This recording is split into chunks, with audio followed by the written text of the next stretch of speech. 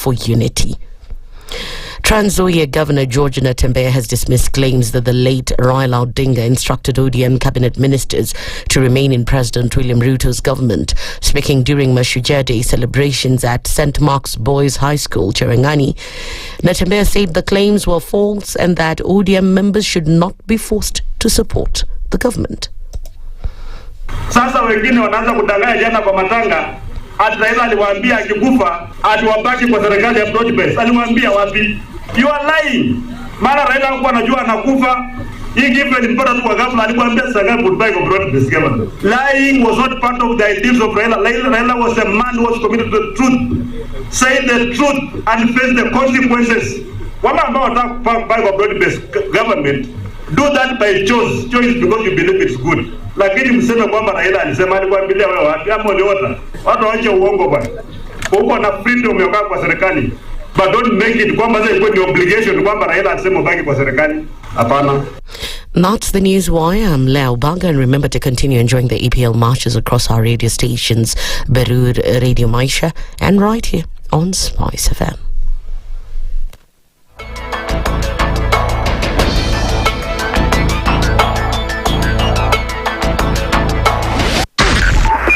.5 Spice FM, Kisumu.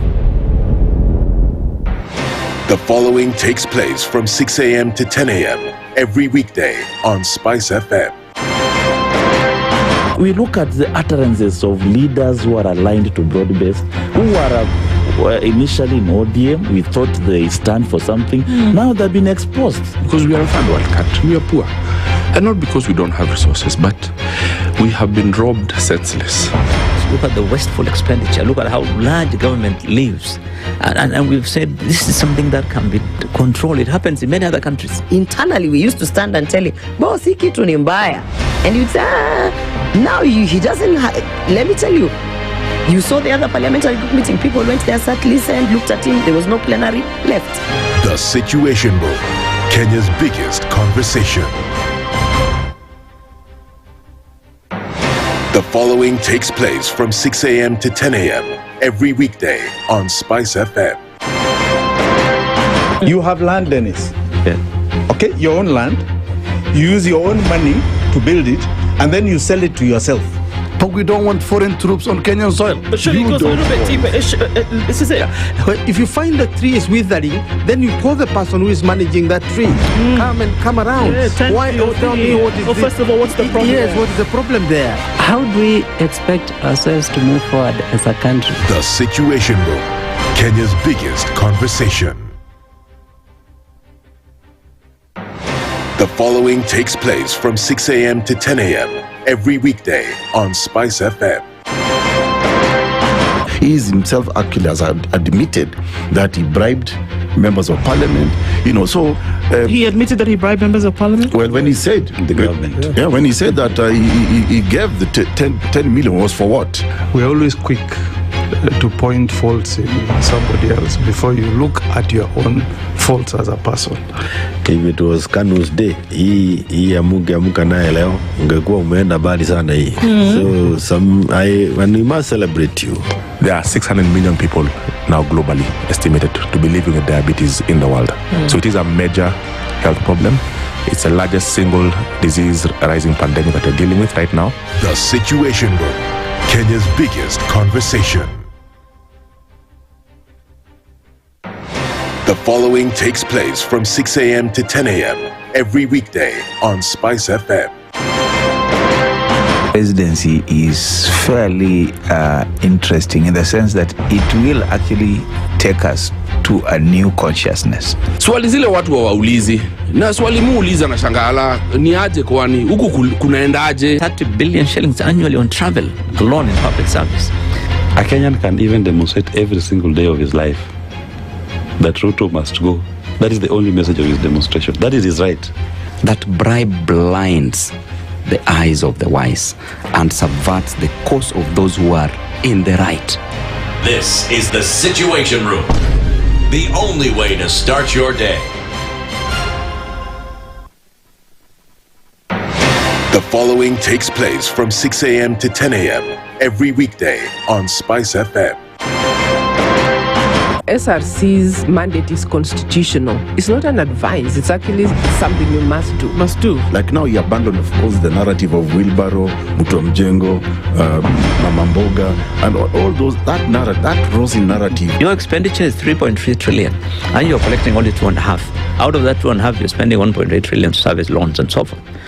That the CDF kit, it's in itself a symptom of corruption. This is the Situation Room, the only way to start your day.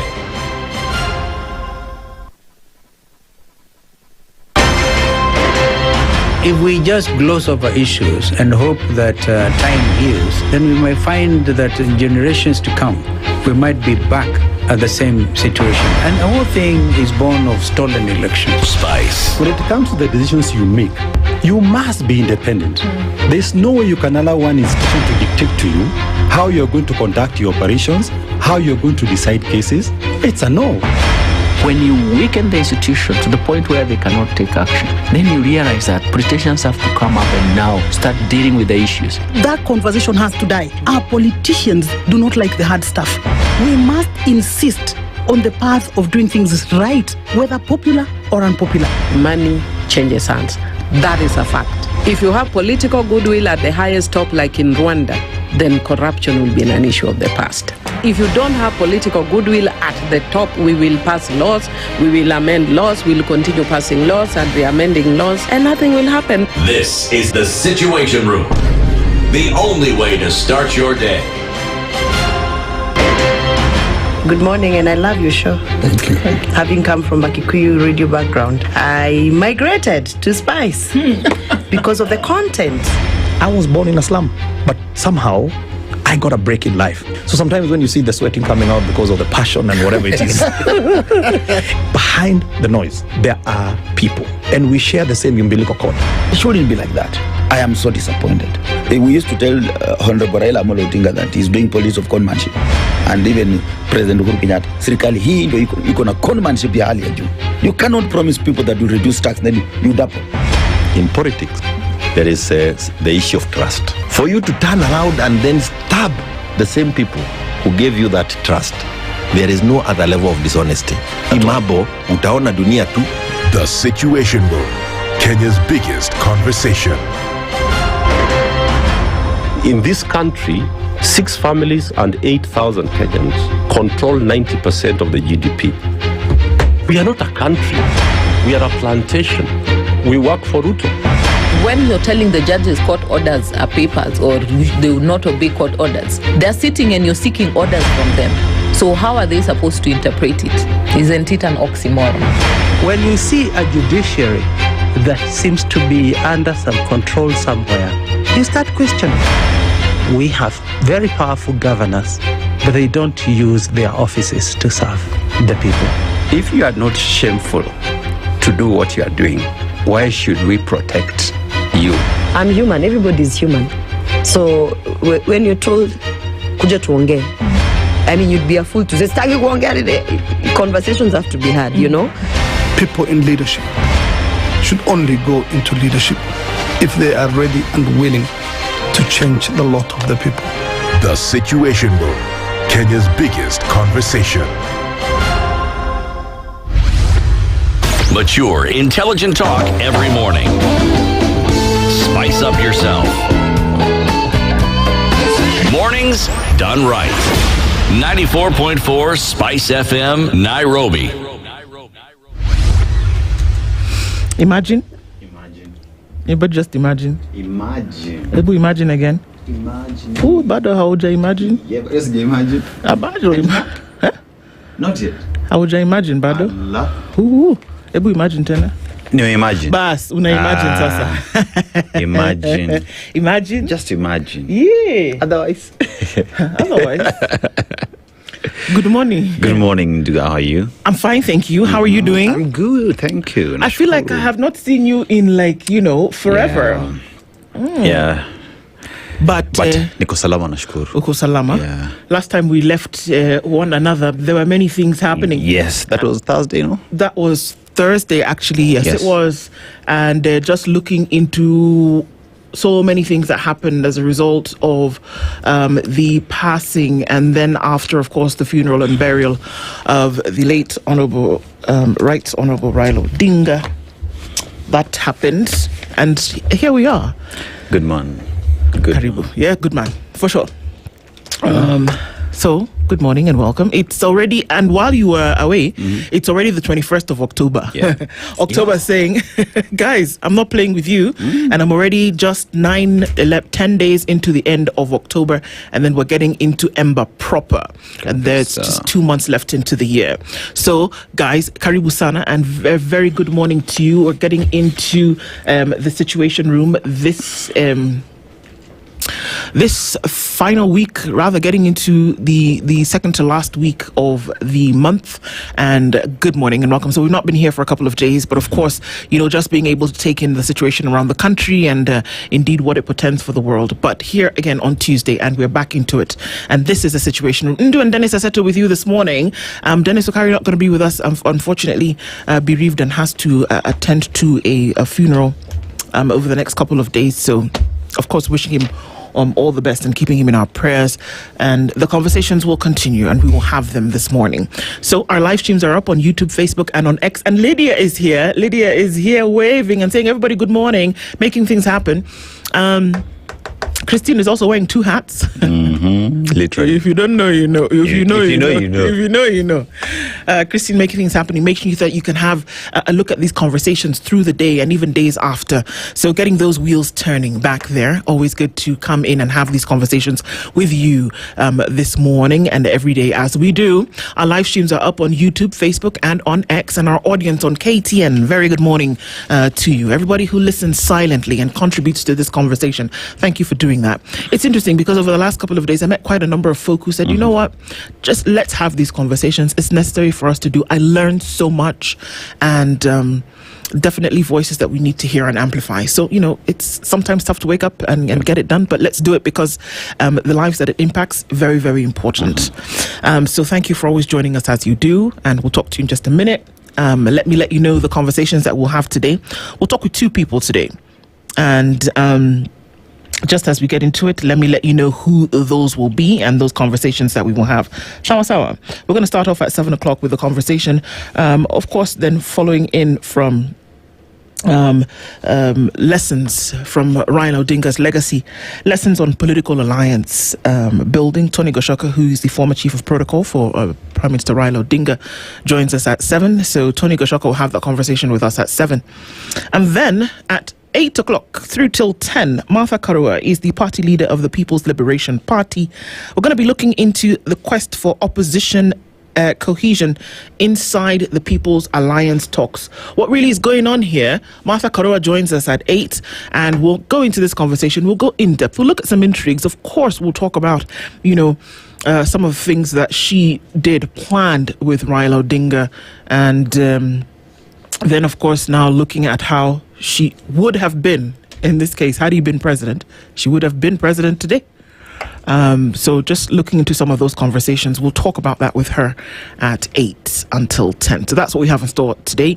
Let us know as you keep trickling into the room. We'll say hello to you in just a bit.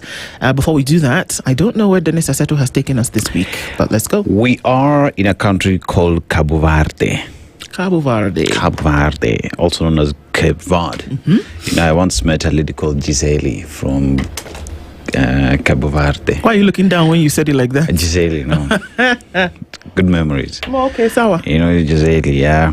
So the capital city, Praia, and it is located on Santiago Island, non-island country in the central Atlantic Ocean of the west coast of Africa, about 600 kilometers from Senegal. We had the Senegalese president here for Mashujaa Day celebrations. A good man. Have you read his bio? Yeah, very interesting. Bassirou Faye, very interesting man. Just 41. He's 41 now. He was in jail. Yes. Was he not in jail a few days before the election? Yeah. By profession, he is a tax investigator. Right. So he's a man of the money.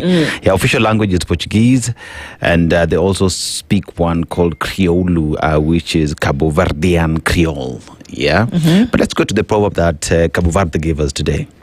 every step has its time. Every step has its time. How would you interpret that? Well, I mean, I think about it one step at a time.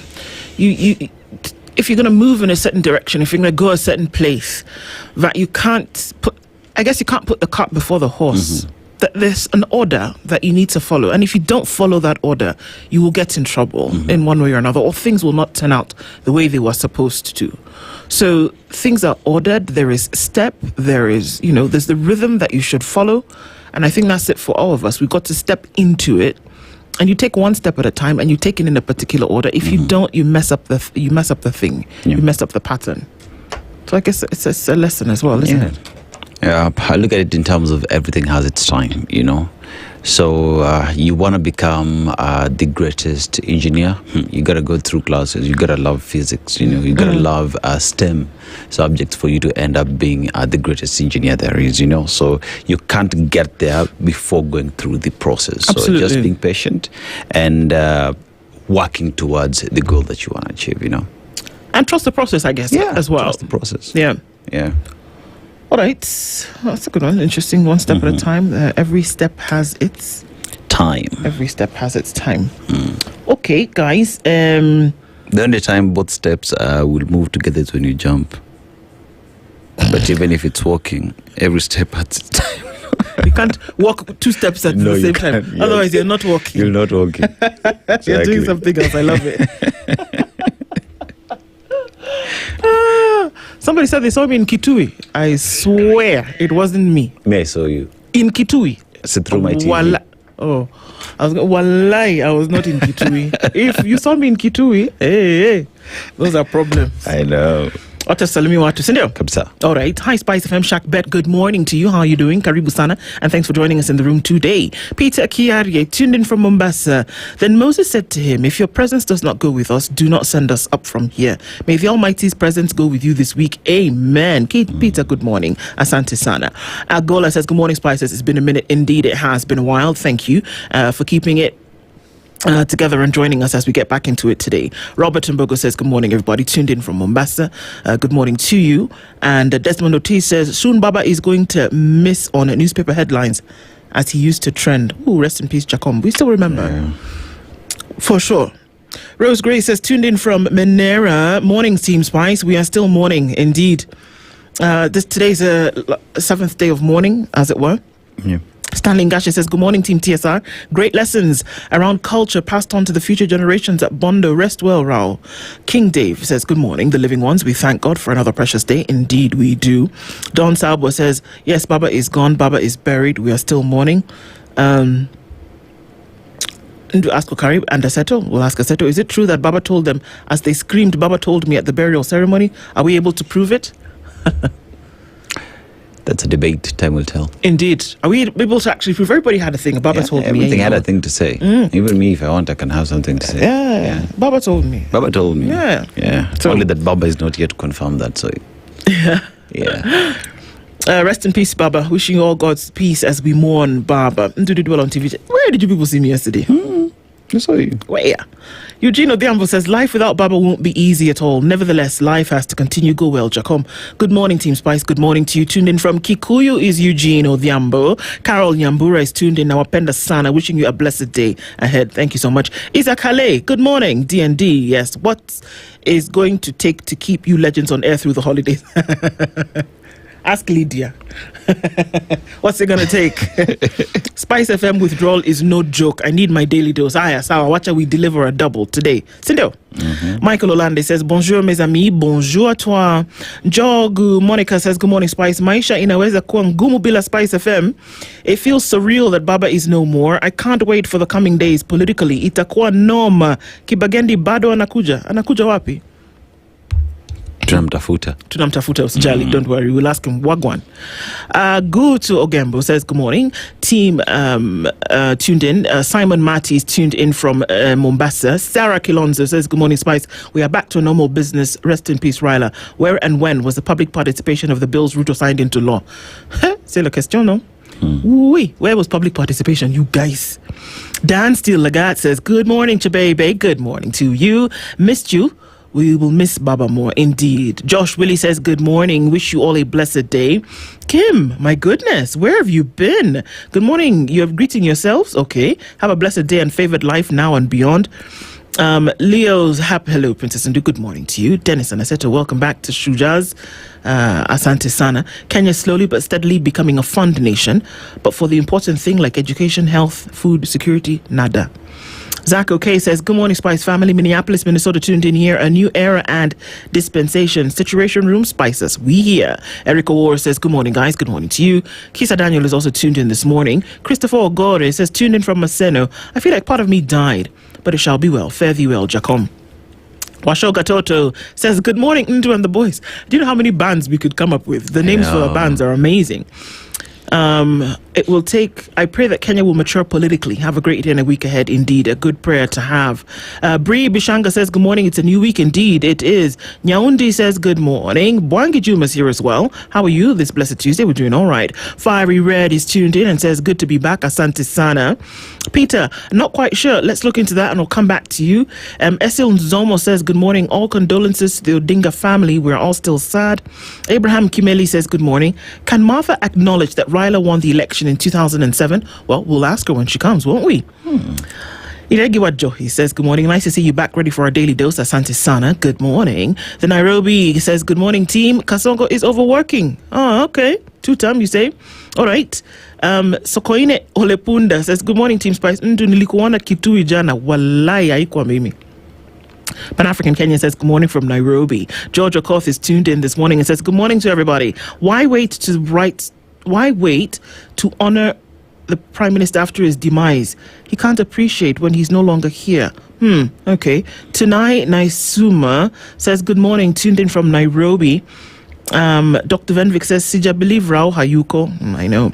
Jeffrey Nichols is tuned in this morning. Stella S says, the Kenyan political landscape will never be the same. May Raila Odinga rest in peace. Alex Mwani says, Ruath. What does that mean? Ruath is a bull. Oh, a bull. Think, yeah. Okay. Wenzel Dashington says, good morning, tuned in from Matuga. Mtuflani, good morning all. I missed everybody. Imagine. We missed you too, Mtuflani. Actually, I thought about you on Saturday and I was like, at a time like this when we're not on air, what's Mtuflani doing like right now? I thought about that actually. Yeah. Good morning, Spice. God loves Kenya, says Kelly Ahuta. Good to see folks that sometimes you don't see them every day here in the room. Asante Sana, and lovely to have all of you in the room this morning. All right, we're going to take a minute and look into the newspaper headlines and highlight some stories that are making those headlines. We'll look into the Bold newspaper this morning, The Standard. Kenya's Bold newspaper, honored in death. The weight of Raila Odinga's name hung heavy on President William Ruto's heart and tongue as he addressed the nation from Kitui during Mashujaa Day celebrations. More than 20 times he invoked the late opposition leader's name, praising his courage and sacrifice before posthumously conferring on him Kenya's highest honor, that of Chief of the Order of the Golden Heart. Across the counties, governors joined the celebrating a man whose death carries a striking irony. Once Kenya's most persecuted politician, Raila Odinga, is now enshrined amongst its greatest heroes. For sure, everybody had something to say. Leaders celebrate Raila. There is Fatuma Chani, who is the Kwale governor. Raila stood firm in the fight for the birth of a new constitution. And the establishment of devolved governments that have brought services closer to the marginalized people. Kenneth Lusaka, who's the Bungoma governor, says he may not have been president, but his legacy is presidential. We praise him as a man who gave his life to the cause of freedom, equality, and inclusion. He gave life to devolution and fought for a constitution that protects our rights and diversity. A true patriot, says Simon Kachapin, who is the West Pokot governor and founding father of Kenya's devolution system. His fight for democracy and inclusive governance has transformed grassroots lives. Julius Malombe, who is the Kitui governor in whose home Mashujaa was celebrated yesterday. In a special way, I applaud the departed former PM, Raila Odinga, as an outstanding and awesome Shujaa whom Kenyans are celebrating for championing multi-party democracy, constitutional reforms, defending devolution, justice and the rule of law. Oscar Sudi, who is the Kapsaret Member of Parliament, says Raila was a true man of God. Known for reaching out to his political enemies for the sake of the people, I was impressed by the peace shown by the people of Kisumu. Sawa. All right, that's what the headline looks like. And of course, there is an inscript of the Kenya Gazette where these highest honors were accorded to Raila Odinga. And the words of President William Ruto, the first lesson that Baba taught us is to put country above self. Time and again, he reminded us that no agreement, no disagreement is greater than our unity, no ambition more important than our peace, and no personal interest higher than the welfare of our nation. There's a story on page 2. This is the headline. We'll look into it later. How we buried a hero on Sunday and crowned hypocrites on Monday. So, of course, you know, Mashujaa Day is the day where a lot of these awards are conferred upon people. Yeah. And we'll look at some of those beneficiaries of those awards. But there's the highlight. Buried a hero Sunday, crowned hypocrites Monday. Raila celebrated as a father of devolution across counties. This is one thing that was very clear. That's another story that we carry there. Beyond the grave, even in death, Raila refuses to leave the stage. It was interesting to see former President Uhuru Kenyatta back in Bondo on Monday morning. Just to say, I mean, it was clear his position when it came to his friendship with Raila Odinga. And not just friendship, but brotherhood. He said that a couple of times. Brotherhood. Kalonzo, opposition leaders skip Mashujaa Day ceremony in Kitui. Very interesting. I think this was a really interesting one. We'll talk about it with Martha Karua today. But everybody was expecting, number one, to see Kalonzo. 1. 2, that he was left out of a number of things on the program over the funeral. True. Him and Raila Odinga for at least 10 years were in the trenches together. Fighting for this thing. What do we do? Kalonzo gave up his spot so many times and said, you know what, let's go into this thing together. And then to be left out, he flew back from London very quickly, to be left out on Friday, and then spoke on Saturday. And then by the time he was there on Sunday, but by the time he had been given a wreath to lay, he was gone. So there are many things here that are playing out. And then in Kitui, which happens to be Kalonzo's home county, it's his backyard. And the thought was that the man to then watch now is Kalonzo Musyoka. But there were many barbs that the president threw through his speech. And one of the things that he said is, we're going to bring to the people of Kitui, Machakos, Makueni, things that leaders who've been in power for the longest time have never been able to deliver. He said this yesterday. One would have expected that Kalonzo would have been there for Mashujaa, but he wasn't. Is that something that's being said? We can get into politics proper. And we'll see how that goes. Raila's devolution vision that shaped the healthcare agenda. We'll look into some of this. So, I mean, we're looking at pages after pages of these stories. And even as that is happening, we're getting into a few days of exams, and exam season kicks off as KCSE starts. CBC tests set for next week. So the CBCs that we're looking at are KEPSEA, which starts on 27th, and KJSEA, which also begins next week. So that's the season that we're getting into now, even as all of these things continue to happen. So we're getting to exam period. Has capitation been sent? No. Great. Over to you. Why? Daily Nation. Raila shadow looms over Mashujaa Day celebration. A day after the burial of Raila Odinga, memories of the veteran opposition leader lingered over the Mashujaa Day celebrations, with President Ruto devoting a major part of his address at Okoh Stadium in Kitui to paying glowing tribute to the former Prime Minister who died last week aged 80. Similar messages dominated speeches in the regions where speakers challenged leaders to observe the ideals that the ODM leader stood for, including defending civil liberties, protecting devolution, and upholding the rule of law. One would ask the question, when Raila Odinga was alive, was this the same message being spoken of? The ideas that he stood for, devolution, rule of law, justice, a respect for human rights. Anyway. No politicians made heroes list. Those to be honored include Kenya's most famous writer, Professor Ngugi wa Thiong'o, who died last year. That is in the list of heroes who were honored yesterday by President William Ruto. The president goes on charm offensive of Kitui County, and it's rightfully said. The president said development would be going to Kitui County, as well as questions or an explanation as to why Uhuru returned to Raila's grave when the body of former Prime Minister Raila Odinga was lowered into the grave on Sunday evening. Most of the dignitaries and security officers who had attended the solemn ceremony quickly departed, but one man lingered, former President Uhuru Kenyatta. You remember when everyone left, Uhuru was left sitting? He didn't leave. Yeah, he didn't leave. Actually, he sat in Bondo for a while. Yeah. And then Sunday he was back, and we saw him. Monday Monday he was back. Alone with a few people. It was more of, this is my time with this man, away from the cameras, away from everybody else. This is just my time with this man, yeah. It wasn't pretentious. No, it wasn't pretentious. Yeah, because you remember the very first time he also went to the family, and he literally broke down. He did. Literally broke down, and it's been there throughout. Wherever at the airport when you're receiving the body, to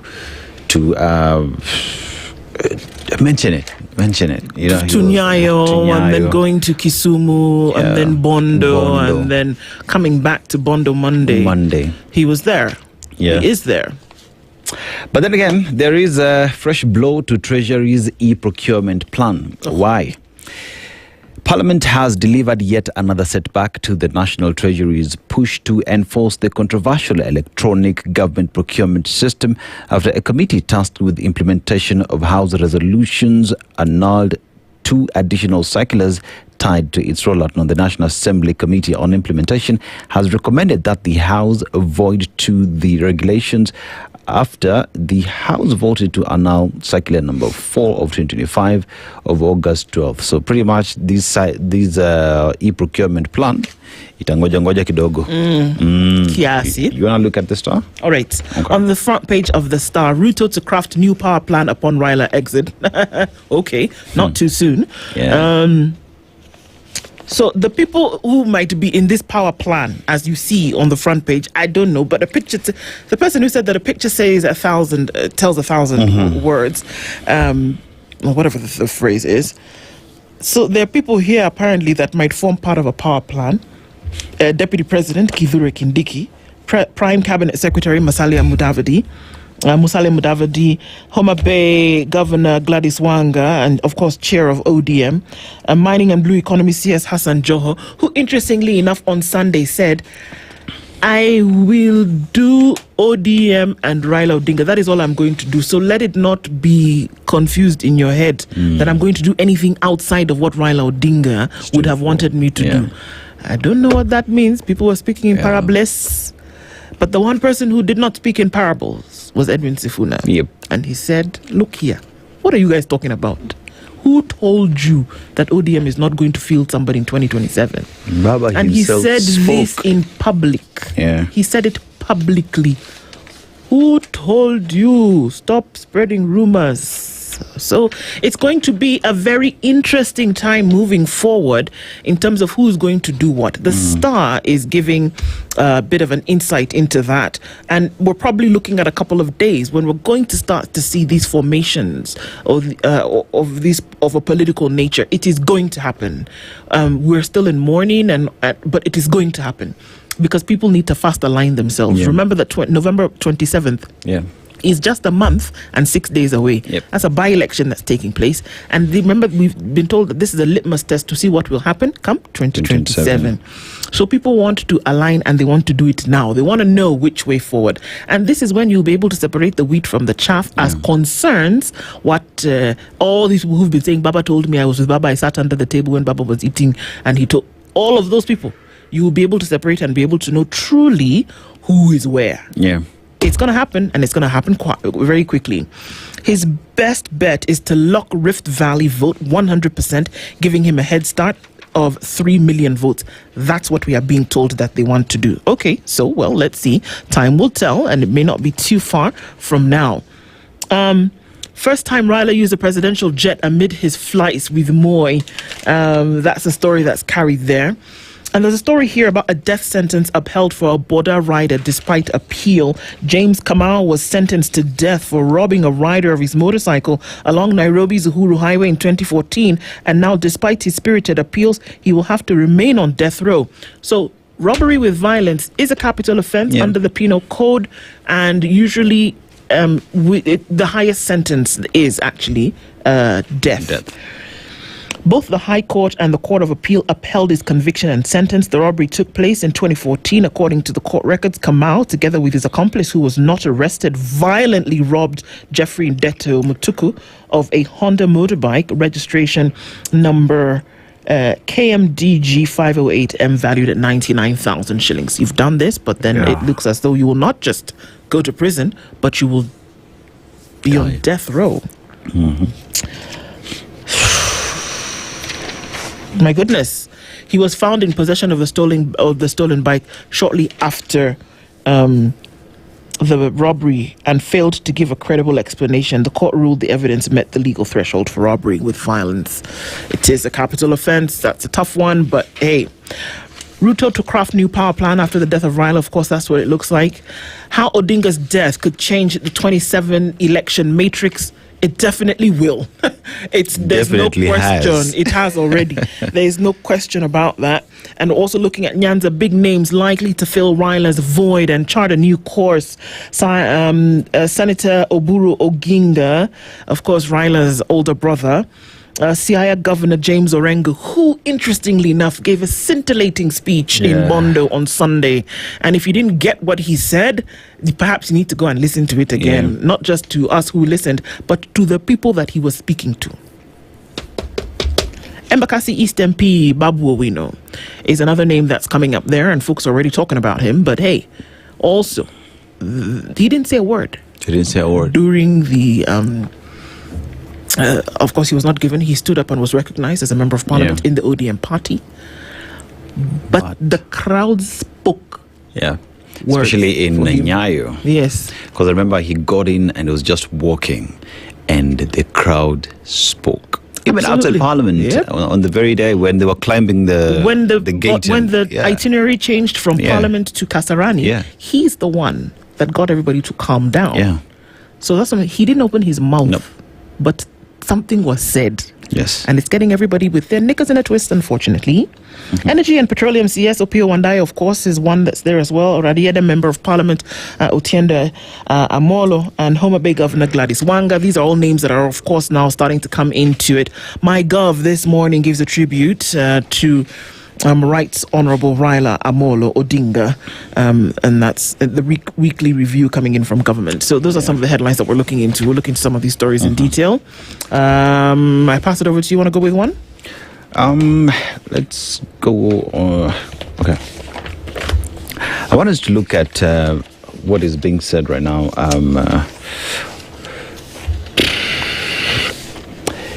The name, tributes and contributions of former Prime Minister Raila Odinga dominated speeches across the country as citizens marked Mashujaa Day Monday, a day after the veteran leader was accorded a state funeral. President William Ruto dedicated a huge chunk of his speech in praising Mr. Odinga as a foremost example of unmatched patriotism and unwavering love for Kenya. The president posthumously conferred upon the late leader of the Orange Democratic Movement, the country's highest civilian honor, the Chief of the Order of the Golden Heart of Kenya, First Class. President Ruto rallied the country to emulate the ideals of the former Prime Minister and what he stood for. Addressing the nation from Ithokwe Stadium in Kitui County, less than 24 hours after Mr. Odinga was laid to rest in Bondo, Siaya County, he said the state recognition placed Mr. Odinga's name among Kenya's foremost national heroes. And he said, as the nation continues to observe the 7 days of mourning since the passing of our former Prime Minister, it is both befitting and worthy that we that we anchor this year's Mashujaa celebrations in the extraordinary and consequential life of a departed legend, the retired Honorable Raila Odinga. A video clip of Mr. Odinga's life, including his favorite song, Farewell Jamaica, by legendary American singer Harry Belafonte, was played to the audience as Dr. Ruto used the occasion to advocate for a Kenya free of negative ethnicity. You know, these are things that Raila Odinga throughout his life continued to preach and continue to push, respect for life, I love country more than self, than your own ambitions, rule of law, talk about devolution, one would say even early capitation to schools, early disbursement of funds to the counties to champion devolution. And these are things that he continues to champion for, that the president recognized that the only hope there is that let's hope it's not just talk. Yeah. Let's walk it. Because it would have been amazing if Raila Odinga lived to see things he fought for get to happen, but that we recognize his contribution to where the country is today. Let's live by what he wanted, what he dreamt of, and let's just live by the constitution that he fought for. All right. I mean, these are some of the stories that it'll come out, and I think more and more over the next, not even days, hours, you'll start to see and you'll start to hear the underlings of all of this. How we buried a hero on Sunday and crowned hypocrites on Monday. This is a story that's carried in the Standard as the nation slowly emerges from 5 solemn days of mourning and reflection, a rare collective pause to honor Raila Amolo Odinga, the man who fondly was called Baba, the father of modern democracy. The country once again finds itself confronted with uncomfortable questions about the meaning of honor and integrity. From the dusty lanes of Kibera to the manicured lawns of State House, from border riders in Kisumu to Mamamboga in Mudhurwa Market, and even from the pulpits of Nyeri, Kenyans united in grief and gratitude for a man whose life embodied sacrifice and conviction. Sunday, we laid him to rest at his father's home in Bondo as political leaders, clergy and citizens from all walks of life pledged to carry forward his legacy of selfless service and unyielding commitment to justice. Yet, 24 hours later, barely, before the flowers on his grave could even wilt, Kenya slipped back into business as usual on Mashujaa Day as the nation celebrated more than 180 nominated individuals as heroes. Parliament's honor roll stood out like a scar on our collective conscience. Parliament released a list of 60 nominees for national honours, dominated by elected officials. The list included 11 senators, 35 members of the National Assembly, and 14 government officials nominated under Elder, Chief and Moran of the Order of the Burning Spear categories, individuals whose reputations are forever soiled by drama.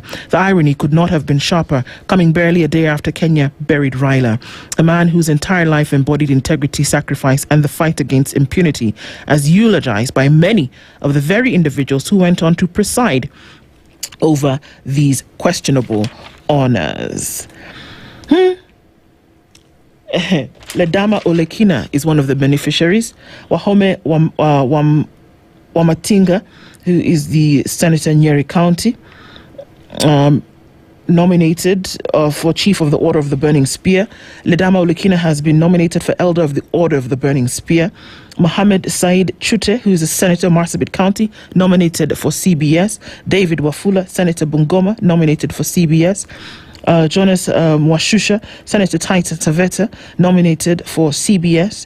Issa Juma, Senator Kwale, nominated CBS. William Kipkemoy, Senator, nominated CBS. All the rest, nominated CBS. James Ekoma, Veronica Maina, Hamida Kibwana, Beth Kalunda, Silvanus Osoro, Junat Mohammed, Gladys Boss Sholei, Naisula Lesuda, Otiende Amolo, Dido Raso, William Kamket, Eve Obara, Mark Mwenje.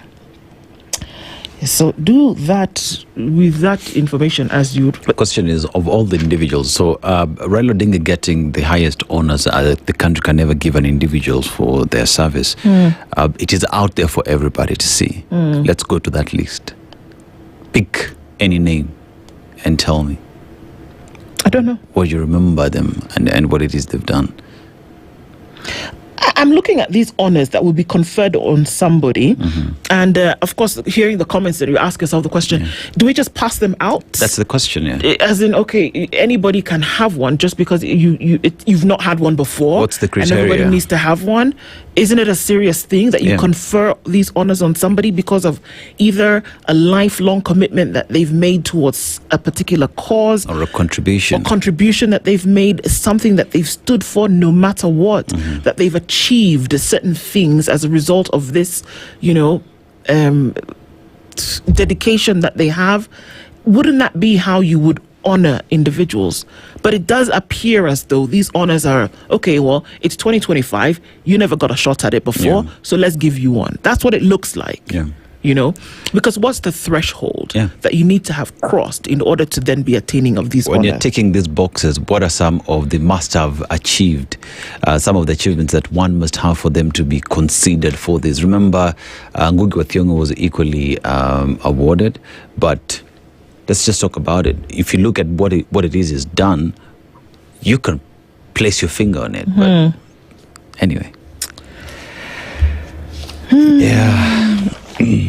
All right. So, of course, as this continues to happen, there are just so many stories that are being looked into now. What's next for the behemoth or political empire? People are saying ODM must remain and continue to do the thing that Raila said it was doing while in the broad-based government. Well, until when is the question. Until when? Until when? And under whose leadership will it happen? Are we going to see an ODM that is going to be led by Oburu Oginga? Is that going to happen? Will he be, the party leader? The chairman still remains Gladys Wanga. Will he be the party leader of ODM? What's going to happen? Speculation is rife in terms of who won't stay. According to one Robert Alai, who is the Kileleshwa Ward MCA, Sifuna won't stay in ODM beyond November. We wish him well. Okay, I don't know. Again, he's in the party? Sorry? What again is he in the party? Who? Alai. Alai. Member? Party member. Okay, let's continue. Okay. So, he just said like that. Okay. So, we don't know, but yeah.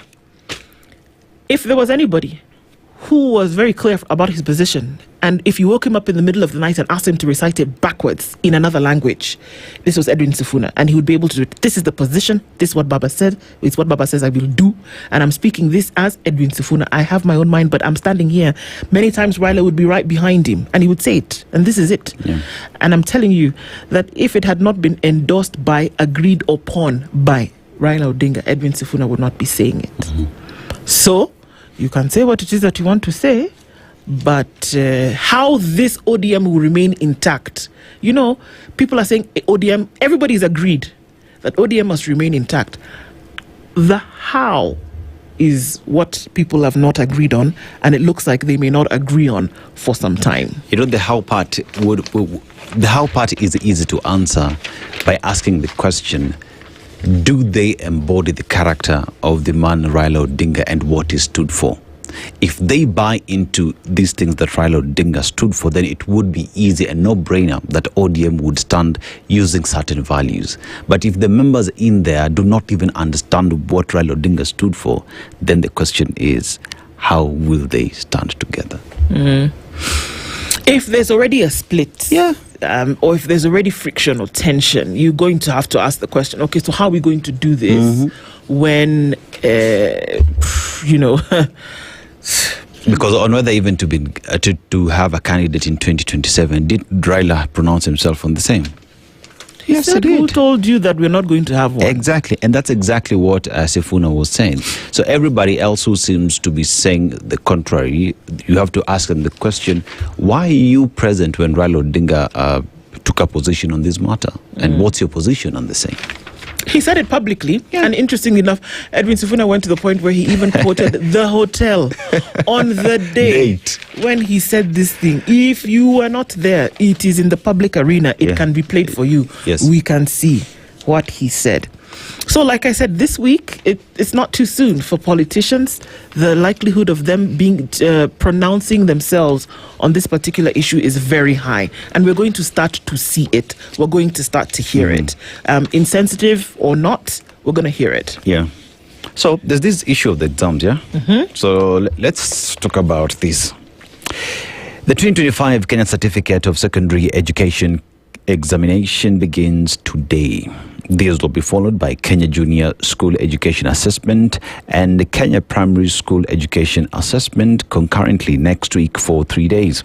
Kenya National Examinations Council (NEC) says all systems are in place to ensure credible and seamless process despite logistical and financial challenges affecting schools. What logistical and financial? Capitation. Right. Now, KCSE examination will commence with oral papers for foreign and sign languages, including French, German, and Kenyan Sign Language, before moving to practical examinations from October 22nd to October 31st. Written papers will follow from November 4th to November 21st. NEC Chief Executive Officer David Njegere confirmed that a total of 996,078 candidates have registered for KCSE this year. Next week, he added that 1,298,089 candidates will sit for KPSEA, while 1,130,669 learners, the pioneers of the competency-based education CBE, will sit the inaugural KJSEA or KJSEA. Yeah. He noted that while security officers will be limited to key logistical roles in KPSEA and KJSEA, each KCSE examination center will have at least 2 security officers to safeguard examination integrity. NEC will deploy 10,765 center managers, 12,126 supervisors, 54,782 invigilators, and 22,247 security officers to manage the KCSE examinations. Additionally, 2,692 drivers will assist in logistics, particularly in regions affected by poor roads and rains.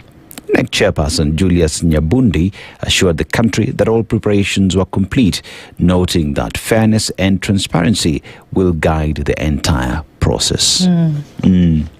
Exams kick off today. KGSEA and KPSEA will start next week as well. 27th. 27th. Yeah. But even while at that, the body itself admits that there are challenges when it comes to matters to do with funding and logistics. You know, they've given us a breakdown on who will go where, a deployment that will take place. But even while at that, there are issues to do with especially CBE, the inaugural class, are they prepared for the assessment, noting the challenges that they have gone through the entire time? I don't know. It just, there's so many things that this particular class have had to do. Yeah. They are the same ones who've had to sit to make the STEM choices, or not the STEM choices, but to make the pathway choices. Pathways, yes.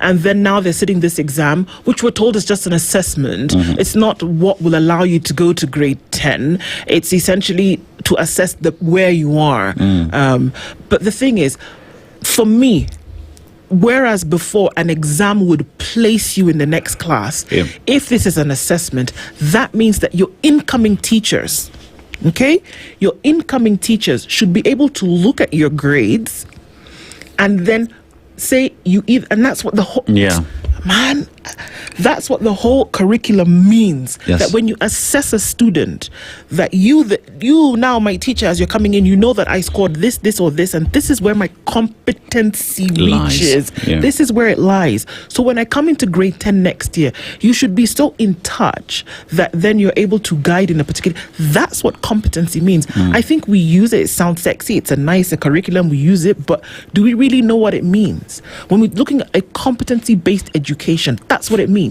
That teachers, you have enough of them, that you don't have such huge classes, that you'll then be able to, you as a teacher and your assistant, you're able to guide the student based on their competence. And then, right now you realize that even when students were picking the pathways, some were told by the parents to pick specific pathways, Pick this one. Pick you are this going one, to pick STEM. Yes, STEM. But then again, after the assessment, as a teacher, you're able to see where the strength of this child is, and you're able to advise. How much do I have in my account? Okay. I bet you all the remaining money, that's as little as it is, that the teachers who are going to be teaching grade 10 next year will not even have an idea of what these students are going to score in this assessment. No idea. And you see, at that point is where you get now the misrepresentation of facts. You know, because you will be teaching a student who perhaps should have taken a different pathway. And throughout this child's life will be misdirected to something that they are not competent to handle.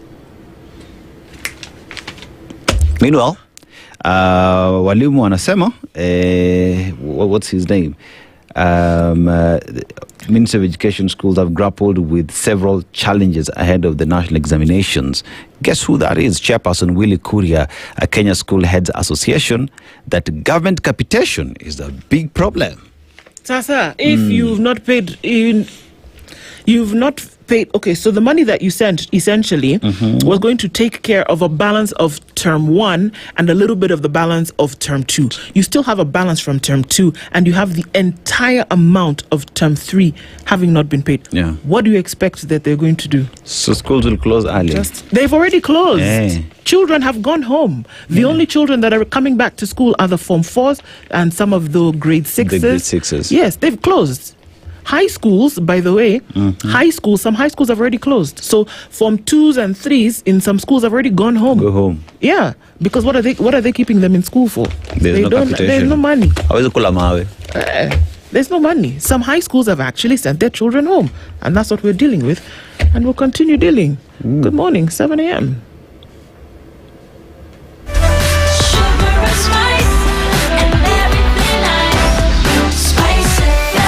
Spice up your life.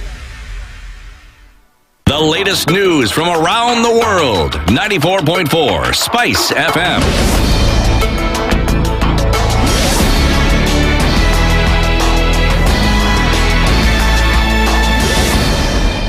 Good morning. This is the News Wire. I'm Leo Baga.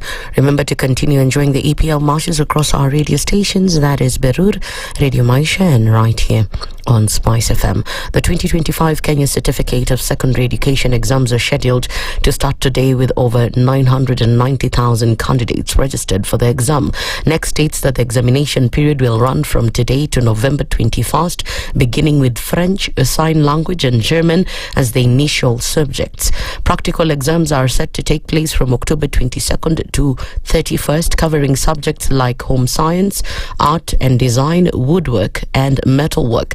Theory exams will kick off on November 3rd, starting with English and chemistry, with a 4-hour interval between the two subjects.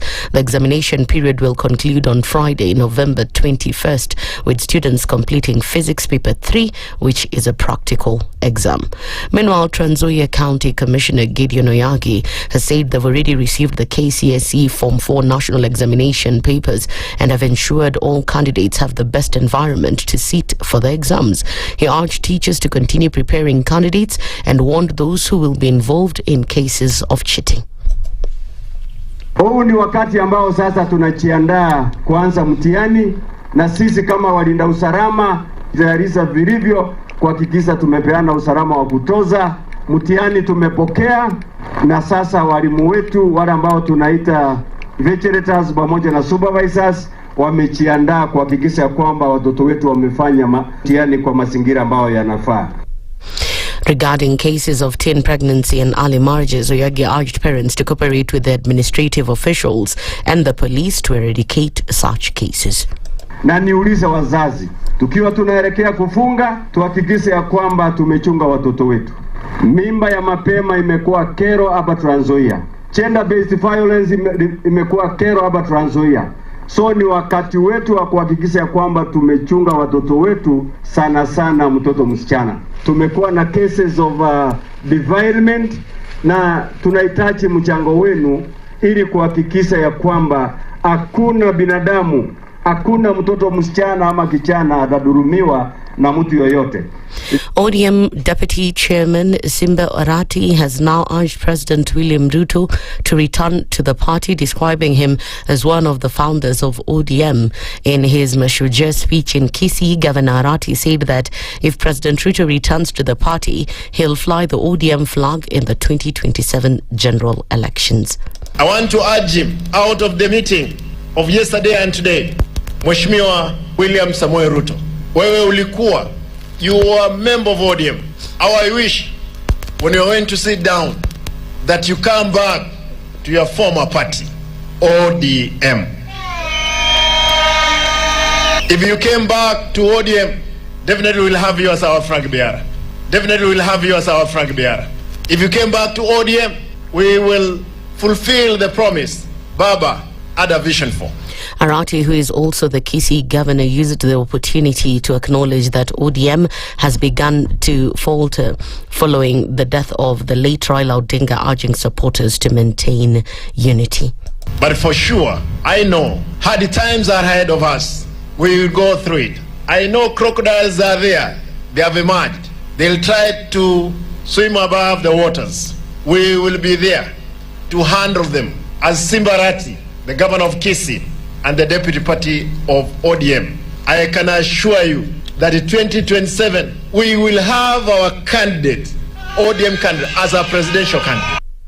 And Trans Nzoia Governor George Natembeya has dismissed claims that the late Raila Odinga instructed ODM cabinet ministers to remain in President William Ruto's government. Speaking during Mashujaa Day celebration at St. Mark's Boys High School, Cherangani, Natembeya said the claims were false and that ODM members should not be forced to support the government. Meanwhile, Natembeya has urged the national government to apologize to Kenyans following allegations of vote rigging during the last general election. Kama ile kura 2007 na lazima Wakenya tuombe msamaha kabisa. 2007 Raila alishinda kura, he won with a landslide, lakini akanyang'anywa. Wakati Raila alikuwa ananyang'anywa kura, wala ambao wanamsifu saizi walikuwa wapi? Where were they? Mnangoja anakufa msema oh he was a very good man, oh he was what, he was a saint, what? Where were you? Where were you when Raila needed you the most? Maana ni watu wa serikali ndio wanakaa chini na wanasema wacha tufinye huyu, wacha useme. Hawasemi kwamba huyu mtu amesema ukweli ama amesema uongo. That's the news wire. I'm Leo Ubaga.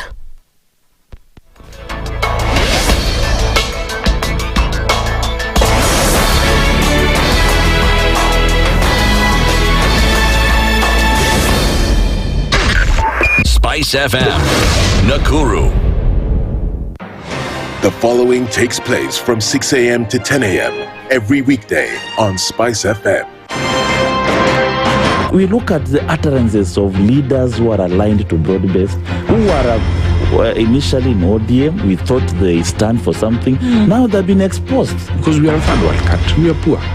And not because we don't have resources, but we have been robbed senseless. Look at the wasteful expenditure. Look at how large government lives. And we've said this is something that can be controlled. It happens in many other countries. Internally, we used to stand and tell him, boss, hii kitu ni mbaya. And you'd say, now he doesn't let me tell you, you saw the other parliamentary group meeting. People went there, sat, listened, looked at him. There was no plenary, left. The Situation Room, Kenya's biggest conversation. The following takes place from 6 a.m. to 10 a.m. every weekday on SpiceFM. You have land, Dennis. Yeah. Okay, your own land. You use your own money to build it, and then you sell it to yourself. But we don't want foreign troops on Kenyan soil. But surely it goes a little bit deeper. This is it. If you find the tree is withering, then you call the person who is managing that tree. Come around. Yeah, why? Tell me what is so first of all, what's the problem? Yes, what is the problem there? How do we expect ourselves to move forward as a country? The Situation Room, Kenya's biggest conversation. The following takes place from 6 a.m. to 10 a.m. every weekday on SpiceFM. He is himself actually has admitted that he bribed members of parliament. So he admitted that he bribed members of parliament. Well, when he said the government, when he said that he gave the 10 million was for what? We're always quick to point faults in somebody else before you look at your own faults as a person. If it was Kanu's day, hii amuka naye leo ungekuwa umeenda bali sana hii. So when we must celebrate you. There are 600 million people now globally estimated to be living with diabetes in the world. So it is a major health problem. It's the largest single disease rising pandemic that we're dealing with right now. The Situation Room, Kenya's biggest conversation. Good morning, and I love your show. Thank you. Having come from a Kikuyu radio background, I migrated to Spice because of the content. I was born in a slum, but somehow I got a break in life. So sometimes when you see the sweating coming out because of the passion and whatever it is, behind the noise, there are people. And we share the same umbilical cord. It shouldn't be like that. I am so disappointed. We used to tell Honorable Raila Amolo Odinga that he's doing police of conmanship. And even President Uhuru Kenyatta, serikali hii ndio iko na conmanship ya hali ya juu. You cannot promise people that you reduce tax, then you double. In politics, there is the issue of trust. For you to turn around and then stab the same people who gave you that trust, there is no other level of dishonesty. Imabo, utaona dunia tu. The Situation Room, Kenya's biggest conversation. Mature, intelligent talk every morning. Spice up yourself. Mornings done right. 94.4 Spice FM, Nairobi. It's 9 minutes after 7 o'clock, and this is the Situation Room. It's Kenya's biggest conversation. This Tuesday, the 21st of October, and we're getting into conversations this morning as we continue looking into things that matter to comfort the afflicted and to afflict the comfortable, and to make sure that we have those conversations. Our live streams are up on YouTube, Facebook, and on X, and our audience on KTN here with us as you're tuned in to radio around the country, the region, and the world. Ndu and Dennis with you this morning. And we're joined by Tony Gashoka, who is the former Chief of Protocol for Prime Minister, the late Honorable Raila Odinga. And we'll be looking into Raila's legacy, lessons on political alliance building. And we have that conversation with Tony. Tony, good morning.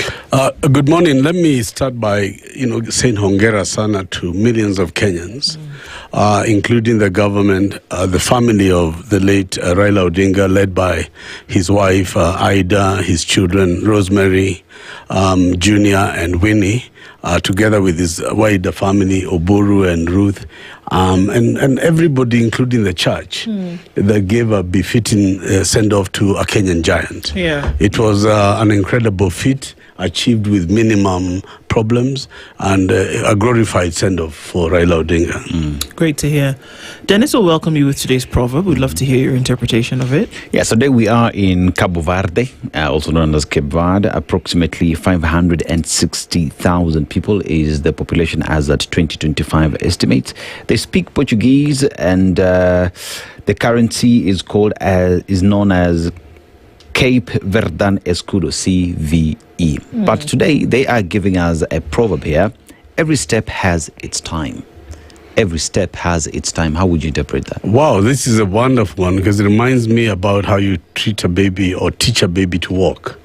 When a parent have a newborn baby, other than the first cry that a baby makes, the next important part in a baby's life is the first walk or crawl.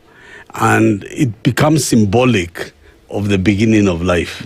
In more ways than the child being able to walk, it's actually what the child will go through throughout that life. So I think it's from inception that when you take the first walk, then you begin the adventure of life itself. And I see it in the wider context of the challenges of the fullness of life at the beginning of life. You remind me of a baby's first step, but I remember for me, it was the first pee and poop. Oh, really? That really struck me, because you were like, what? How can something so small? So small means so much, Yeah, the first smile, of course. And you can imagine people even videotape it and so on. Where were you when the baby first took a walk? Yeah. And it's a really enlightening time. Interesting. Indeed. Quite so. So, I mean, no apt or better time to then be able to look into Raila Odinga's legacy. And one of the things that he did do was political alliance building for every 5 years, easily for the last 30 years. And there are lessons to be learned from that. What's your take? What I have to say first will be a bit controversial, because I believe that the Honorable Prime Minister Raila Odinga had to die for Kenya to know that Raila Odinga was Raila Odinga. And I'll repeat myself. It is a tragedy that the Honorable Right Honorable Raila Odinga had to die for this country to know really who Raila Odinga was. In fact, in a very ironical way, I feel his death is his greatest achievement because in it, he made everybody stop. He made everybody stop and look at themselves. He became, in my view, the Kenyan line of defense towards political integrity and political character. And before the death of Raila Odinga, the biggest symbol as Kenya we had before was independence. And I think that in the last few weeks, what has come from people from all walks of life, from all political creed, has been to what extent has Raila Odinga been a legend and why? And then comes the question that you ask about his capacity to reach out. That in life, people who were his critics would say he was trying to achieve for himself, he was trying to better his stake for his party or his family or himself. But in death, when people look at it dispassionately, they begin to say, hold on, there was a philosophy, there was a thinking, there was a Kenya First philosophical agenda by Raila in the moves that he made. Now, let us critically look at the so-called Raila alliances. And the first one would have been when he had been detained by retired president and late President Daniel Moi. 8 years of incarceration, away from his family, as you heard from Koiwa Mwere and other writers, the injuries that he obtained, physical, including his eyes, his back, and so forth. And then after those 8 years, he rejoined the political system in Kenya, competed in politics, and later joined KANU, where he became the Secretary General of the Kenya African Union. And by joining Moi, he was actually joining his jailer. He was actually making political pact with somebody who had actually incarcerated him and denied him much of his family's young life. From that point on, Right Honorable Raila Odinga was to face another controversial election in 2007. Which led to the tribal clashes, including many Kenyans being charged with the ICC for crimes against humanity. And that became an ungovernable situation, requiring international attention, both at the ICC and here in Kenya for mediation. Raila Odinga subjected himself to the mediation of Kofi Annan and Mwai Kibaki, and that itself resulted in a government of national unity that formed the office of the Prime Minister, being the second time since the independence of Kenya. The office of Prime Minister was formed with two deputies who are then Uhuru Kenyatta and Musalia Mudavadi, and that went ahead to achieve the 2010 constitution, another issue of compromise. After that, following elections came, and Uhuru Kenyatta and Raila Odinga had another tiff. And again, Raila Odinga made a political pact with Uhuru, and there was a handshake that saw the Uhuru government complete its term. And before he died, Uhuru Kenyatta's coalition was not the last. He sat down with Obasanjo of Nigeria and William Ruto in Mombasa, and they discussed that the country was not going in the right direction. And Obasanjo was to say during the funeral that he's very happy that Ruto listened to him, because that funeral would not have happened had Raila not sat down with Ruto to form the broad-based government. Now, I'm saying these things because when Raila was alive, in the words of his sister Ruth Odinga, a lot of Kenyans, particularly the young Kenyans, condemned and wished Raila dead. And in fact, they blamed him for giving away the Gen Z victory to Ruto, and therefore that Ruto would have actually been removed by the military or otherwise had Raila Odinga not intervened. But in the tributes and in the celebration that followed the burial of Raila Odinga, the tone and the character of the Kenyan nation stopped and changed. It became accolade after accolade after accolade for having achieved to stabilize the country and having left the country with a philosophy of having to rethink how alliances are made. I'm saying this because it was quite politicized who attended and who did not attend the burial ceremony of the Right Honorable Raila Odinga, there was a complaint. The members of the opposition who attended the burial were not given the same kind of opportunity to say their part as was the government side. It was also quite poignant to me that Rigathi Gachagua, one of the prominent leaders of the opposition, did not show at all in any of the ceremonies. What do you think about those two things? Number one, of course, I think members of the opposition, you speak directly to Kalonzo Musyoka, and then Rigathi Gachagua on the other side. What do you think about those two? I feel it's a failure for their leadership, because this became a national event. Because, you know, in terms of the one side of government not giving them the right platform to agitate was a mistake. The government should have and must have given an opportunity for the opposition to have spoken their condolences and their contributions, whatever they may be, to the national unity. I feel that took away from the authenticity that was left, at least in Nyayo Stadium, for the national character of this great Kenyan. Raila would have wanted more. Raila would have himself insisted that his critics have an opportunity to say what they had to say during his burial. But when it comes to Rigathi Gachagua, which is a separate issue, and given the undertones that surround the polarity in government, I think it was a personal error of judgment not to go to Karen to see Mama Aida, not to show at the national event, certainly in Nyayo National Stadium or at Parliament buildings, to pay his respects to Raila Odinga. I felt that was not in character.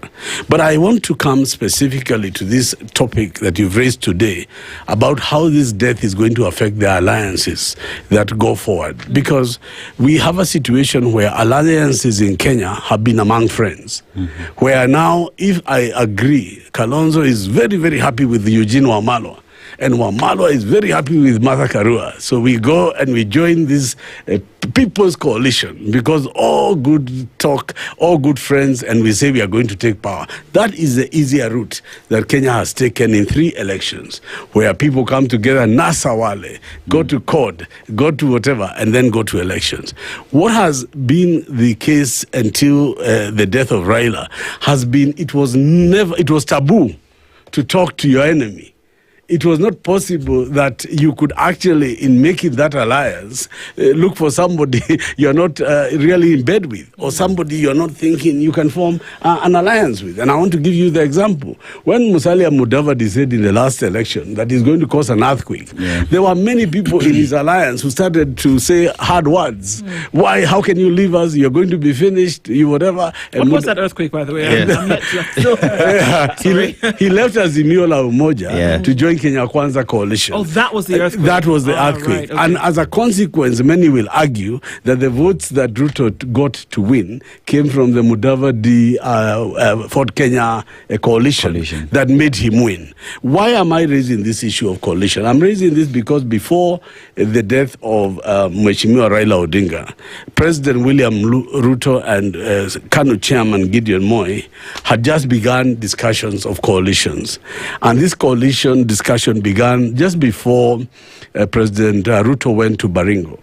And this was just on the eve of the senatorial bid that was to take place between KANU and UDA.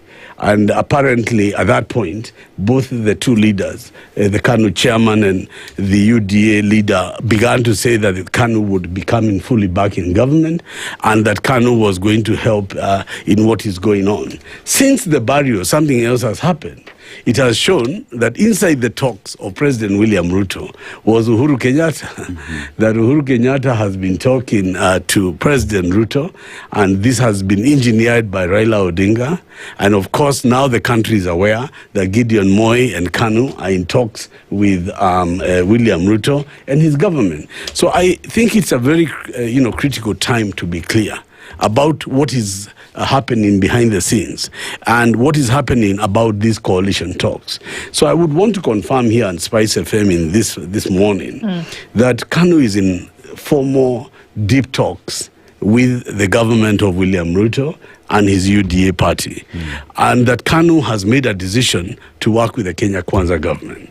And that itself has been a decision that has been part of ongoing decisions or discussions that had gone before the death of Raila and have seemingly going on now, meaning what can be achieved by coming together with the current government as opposed to opposing it.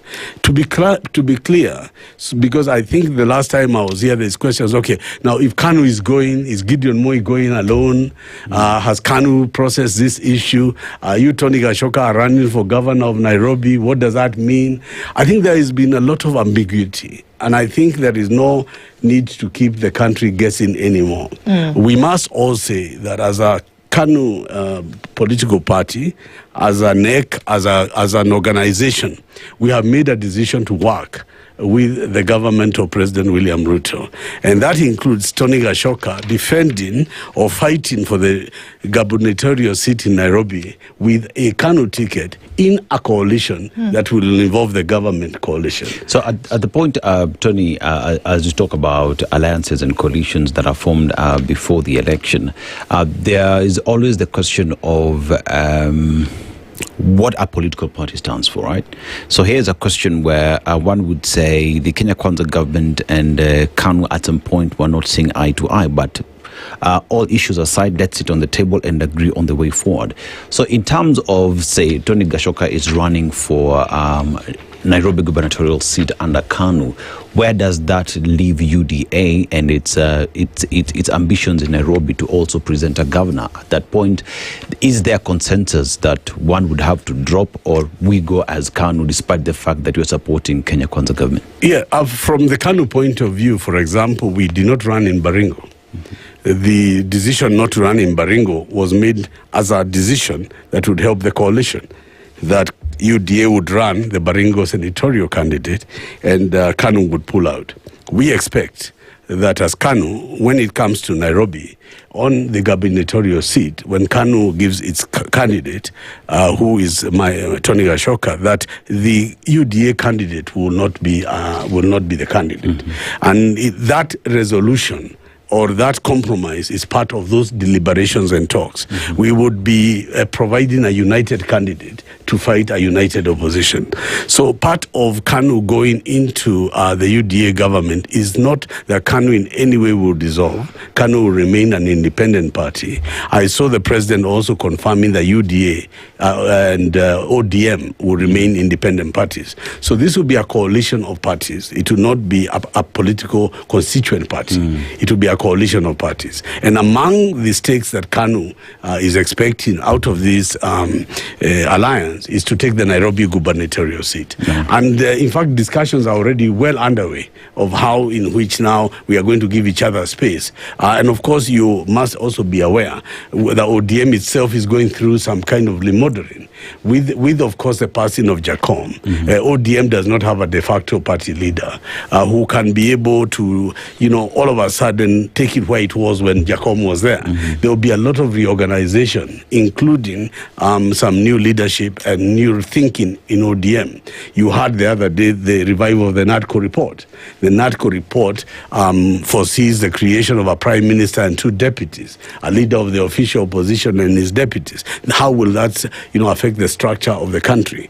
Now, those discussions, which are ongoing, are going to involve KANU in a very deep way. What I wanted to be very clear about here is that KANU is not one leg in and one leg out. I just wanted to be absolutely clear that there is a new coalition as directed by the party chairman, Gideon Moi, and that ongoing discussion now has reached the point where a government reorganization is imminent and the political architecture of working together is now underway. Clearly, Tony, you have more information than we do in terms of the new arrangement between KANU and the government. So in terms of government reorganization, and we know that you've stated that Nairobi would be one of the areas where you expect UDA to pull back and allow KANU to go for the seat.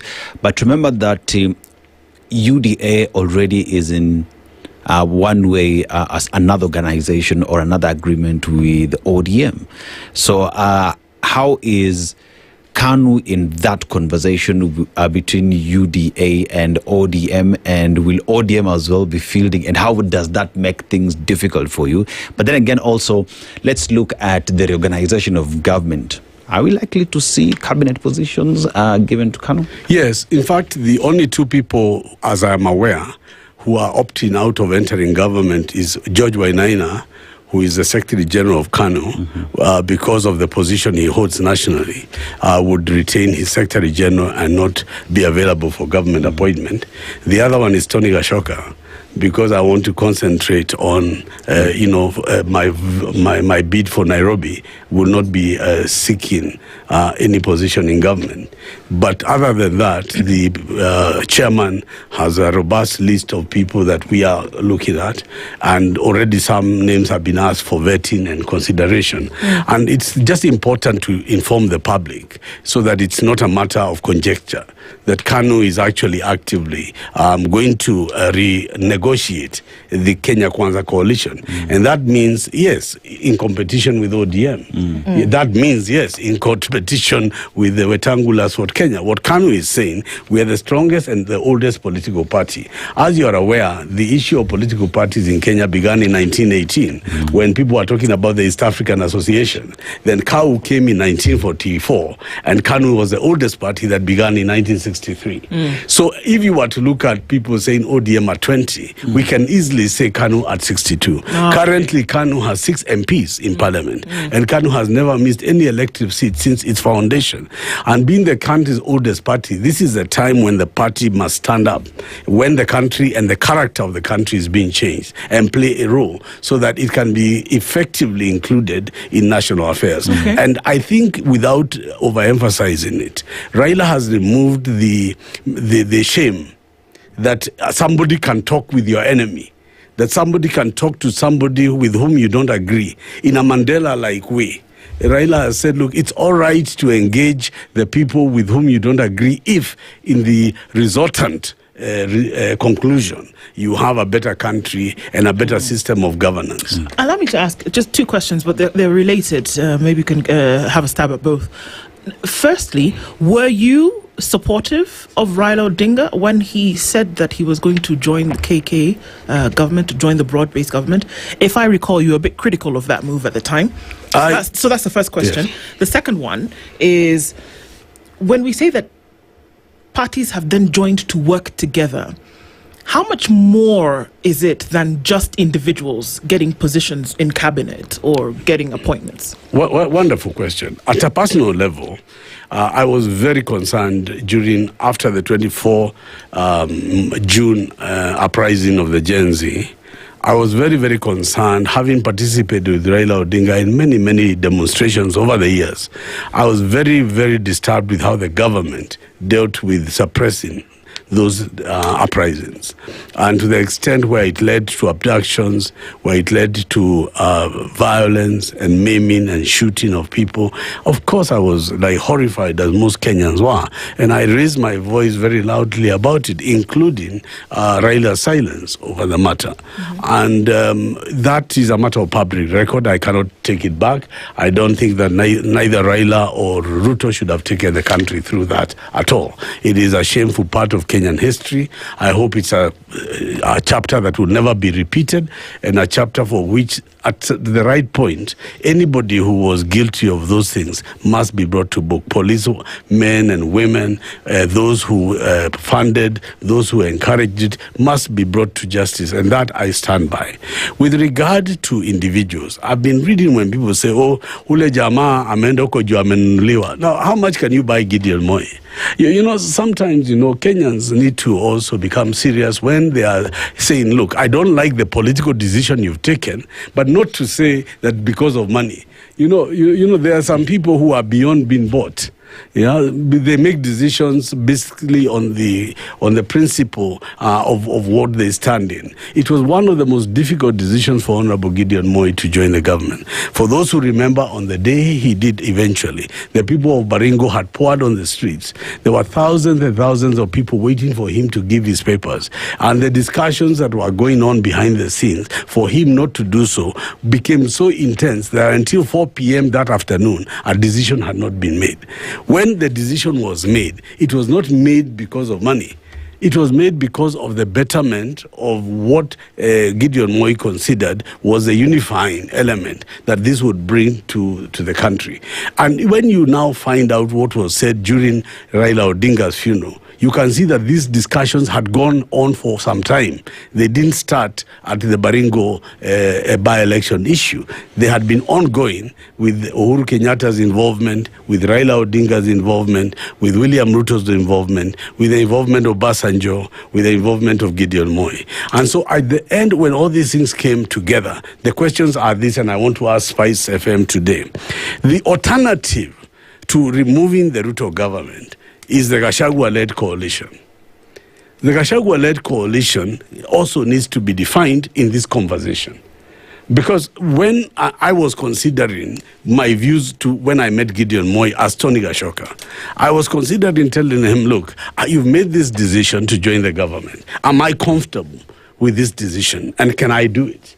And we had that candid conversation, as you would expect any serious member of a party to do. And I looked back at the alternative. I know Kalonzo Musyoka very well. I have met him and sat in his office. We have discussed the Nairobi gubernatorial seat. He has given me his views. I'll leave them private. I've given him my views. I'll leave them private. I have sat down with the Honorable Eugene Wamalwa in his office, not once, not 5 times, with regard to my bid to be the gubernatorial candidate for Nairobi. We've had a discussion. I'll leave it there.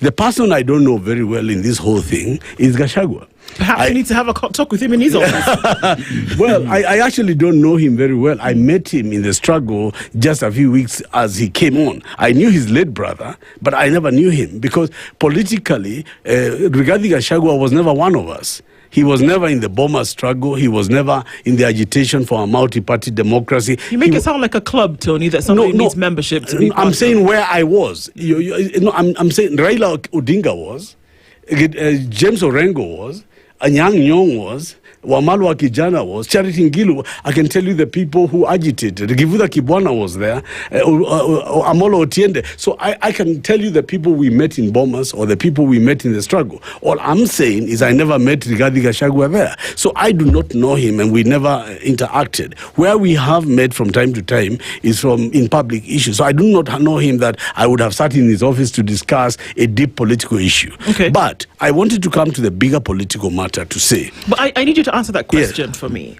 Is that when we talk about parties then not really folding but then coming together, what beyond cabinet appointments or other job appointments is there beyond? What working together are we talking about? Because it would look as though these broad-based governments or this working together is essentially to appoint generals of certain political parties and give them a job. How is this working together? Like now you said Kanu is joining the Kenya Kwanza government. How beyond individuals getting cabinet positions? I mean, there's already the chatter about that there could be a cabinet reshuffle and we're likely to see some Kanu generals then get positions. Beyond those appointments, how are they actually working together for the betterment of Kenya? So with the enactment of the 2010 constitution, political coalitions are critical because anybody to contest and win the presidency must garner 50+1% of the vote. You must then gather half of the counties, over 25% vote in half of the counties, which means that you must have beyond the traditional political party what you call an ethnic political base, because in that way you would not be able to actually attain political success. So parties, under the Political Parties Act that was signed by President Uhuru Kenyatta before he left office, created 2 possibilities of forming coalitions before elections and coalitions after elections. So parties in Kenya, by the very nature of our demographic and the devolution structure and the 50+1 rule, have created a situation where alliances are really a matter of course. And why Raila's legacy is about alliance building is that those parties that went into elections on their own or with very poor coalitions found they could not govern. found that they were having problems holding stability of governance because of rebellions of MCAs, having problems of governing because of numbers in Parliament and in the Senate. And so what has become a matter of course in the last 3 governments is a handshake. And the handshake has been because they needed to talk to the party with numbers bigger than their own. There's no secret that today William Ruto had no handshake with the other Democratic Party. He would have had it very hard to govern. And so what we are saying is that people don't come together for cabinet appointments. It's actually because the lay of the land in the country means that the inclusivity of the whole country across the wards to MPs and senators has been dictated by the 2010 Constitution. Now, the parties that do not adapt to this will be facing elections. Let me give you the example of KANU. KANU could have run alone in the next election. KANU could have decided to join the opposition in the next election or join the government parties. And now KANU would have to sit down and calculate and see where are their electoral chances best. For example, KANU will now compete in the Rift Valley for seats openly with UDA. There will be no party that has an advantage with the other. So the one that picks the best candidate, for example, in this expansive Rift Valley, will be able to run a candidate. And the chances are 50-50. The KANU may end up getting better MPs or better governors in that structure. It also then allows KANU to open other seats. As I said here in Nairobi, in the gubernatorial seat, there was only Sakaja with UDA. Now there is KANU with Tony Gashoka. Now, what the opposition do on the other side, whether they pick Nyakera or they pick Bobby Owino or they pick Gakuya or whoever, that's the opposition. They are quite happy to pick. But this side of government will either pick Tony Gashoka or Sakaja. Now, I believe that this coalition will pick Tony Gashoka as a best candidate. And therefore, already, Sakaja ataenda nyumbani from this side. But Tony, so that whoever then I face on the other side can be given by the opposition. Tony, there is the coalition and the talks that happen behind doors that most of the time is usually a preserve of negotiators, one would say, the political parties. But if you come now to the side of Kenyans as well, if you look at political parties, to be specific, there are leaders there. But remember, KANU has been there for over 60 years because of the support from the people, because these parties belong to the people and the members of these parties. So at what point then, when these conversations happen, that those who own the party as well have a say? Because as we said, seems as though these talks, these negotiations happen among besties, among friends, among people who sit in the same club. But when is it about Kenyans and what they want? Because you'd say, fine, Tony Gashoka is here, opposition would come with their people. But what if Nairobi citizens say, this is the candidate we want and we will push him? Well, that's a very good point, but you remember that men in history have consequences. If Franklin Roosevelt did not get polio in 1914, a lot of people say his character was very abrasive and he would never have changed. If Winston Churchill did not die died in the accident where the car almost hit him in New York in Fifth Avenue, there would have been no Winston Churchill. And the question is, if there was no Franklin Roosevelt and there was no Churchill, what would have been the fate of the world? Men matter.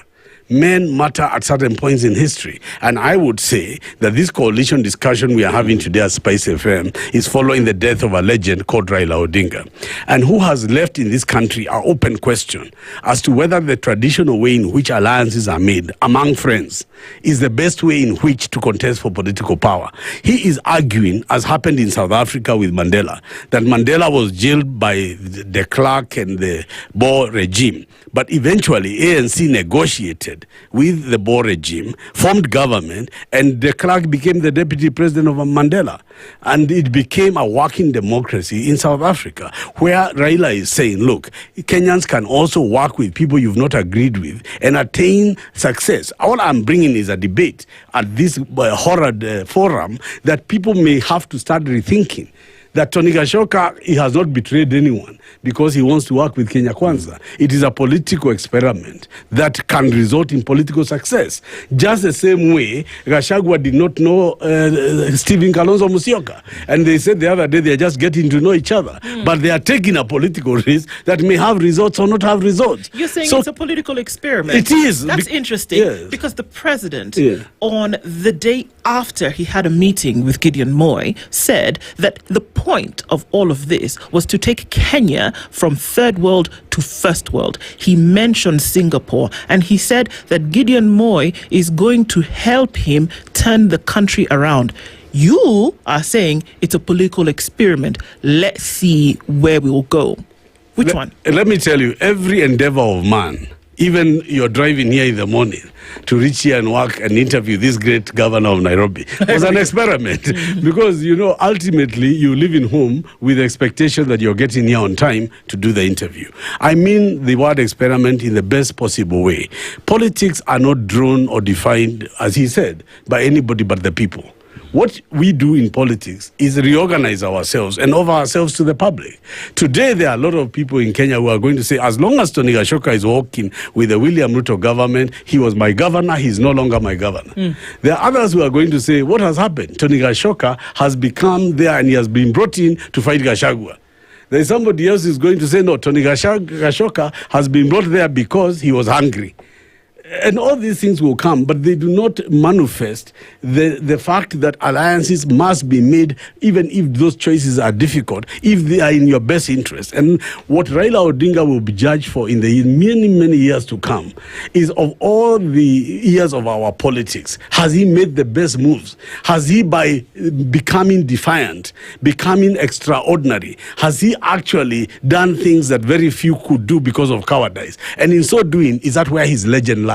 And I said at the beginning of this program, the best thing Raila Odinga had to do for himself and country was to die. Because in his death, we cannot blame him. In his death, we cannot go and tell him, now pay for the Gen Z. In his death, you cannot go and say, pay for leaving us with Ruto. You cannot go and tell him, pay for, because he's already done it. You can only analyze the impact. And I'm saying, from what I saw in the outpouring of millions of Kenyans, the outpouring of Kenyans showed that this was a man who held every corner of the country in good grace, and that the country was overwhelmingly lauding his achievements as a hero and as a legend. And if he is the hero and the legend, by doing defiant things, by doing things other people will not do. I, Tony Gashoka, who has been a student of Raila Odinga for more than 25 years, I'm quite happy to go through that school, to go through that road, uncomfortable as it may be. Obviously, I will take some bumps down the road, but I can say here at SpiceFM, there's no point of coming otherwise to say that me, as Tony Gashoka, I am supporting Gideon Moi, I am supporting KANU in the alliance discussion with the Kenya Kwanza regime. Iwe iliwalo. And it becomes as clear as day and night. And the reason is, when then you go to face your opponents, let then people not say, no, you're hiding. You're part of opposition, you're part of this. It is not a decision that you come to lightly,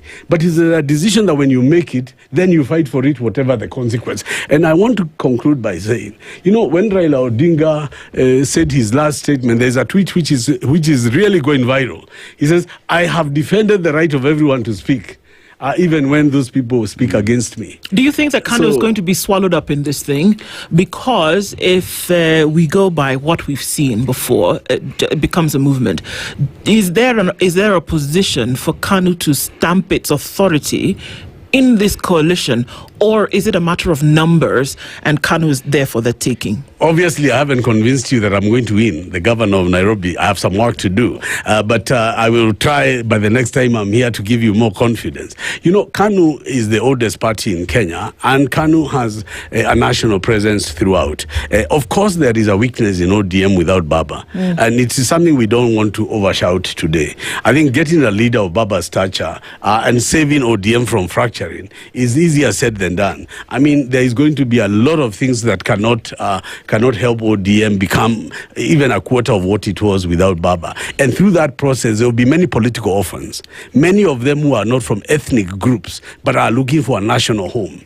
The natural national home for ODM orphans is the ruling party since independence, which is the Kenya National African Union. KANU is waiting for the orphans of ODM. Many of them are going to come. There are parts where ODM displaced KANU, which were traditionally KANU areas. Northeastern Kenya, places like Lamu, parts of the upper rift like Sabot and Pokot, and many other places where KANU was very dominant. And then here in Nairobi, people forget, KANU was a dominant party with Tomboya, with Dengama Pinto, later with Mwai Kibaki. KANU has won in Nairobi very substantially. In fact, some of the greatest Kenyans have won on KANU in Nairobi. And therefore, I want to say our job, mine and Gideon Moi, and those who are going to, for all of us in KANU, is to revive hii jogoo. Iwike kweli kweli, ili watu hata wale wako UDA waanze kuona kweli jogoo imeingia. And in Rift Valley, it was not that they gave us anything. In Rift Valley, they said, listen, we need unity because the chances of Gideon Moi winning the Baringo senatorial seat was above average. And so we are not there out of weakness. We are there because it suits both parties. Tony, questions abound. You've mentioned the June 24th Gen Z protest in the country and your position on that, on how the government handled the same. And now that you, as Tony Gashoka now, is part of, you are in KANU and there are discussions with government. What position, do you still hold the position that you held earlier, or how would you ensure that what was done to Kenyans then, that justice is served? It is very... In these marriage or coalition agreements and talks that you have, does it take away from the fact that what happened in June 24th needs justice and people need to pay for that? I can't agree with you more. It's very unpresidential to shoot children on the legs.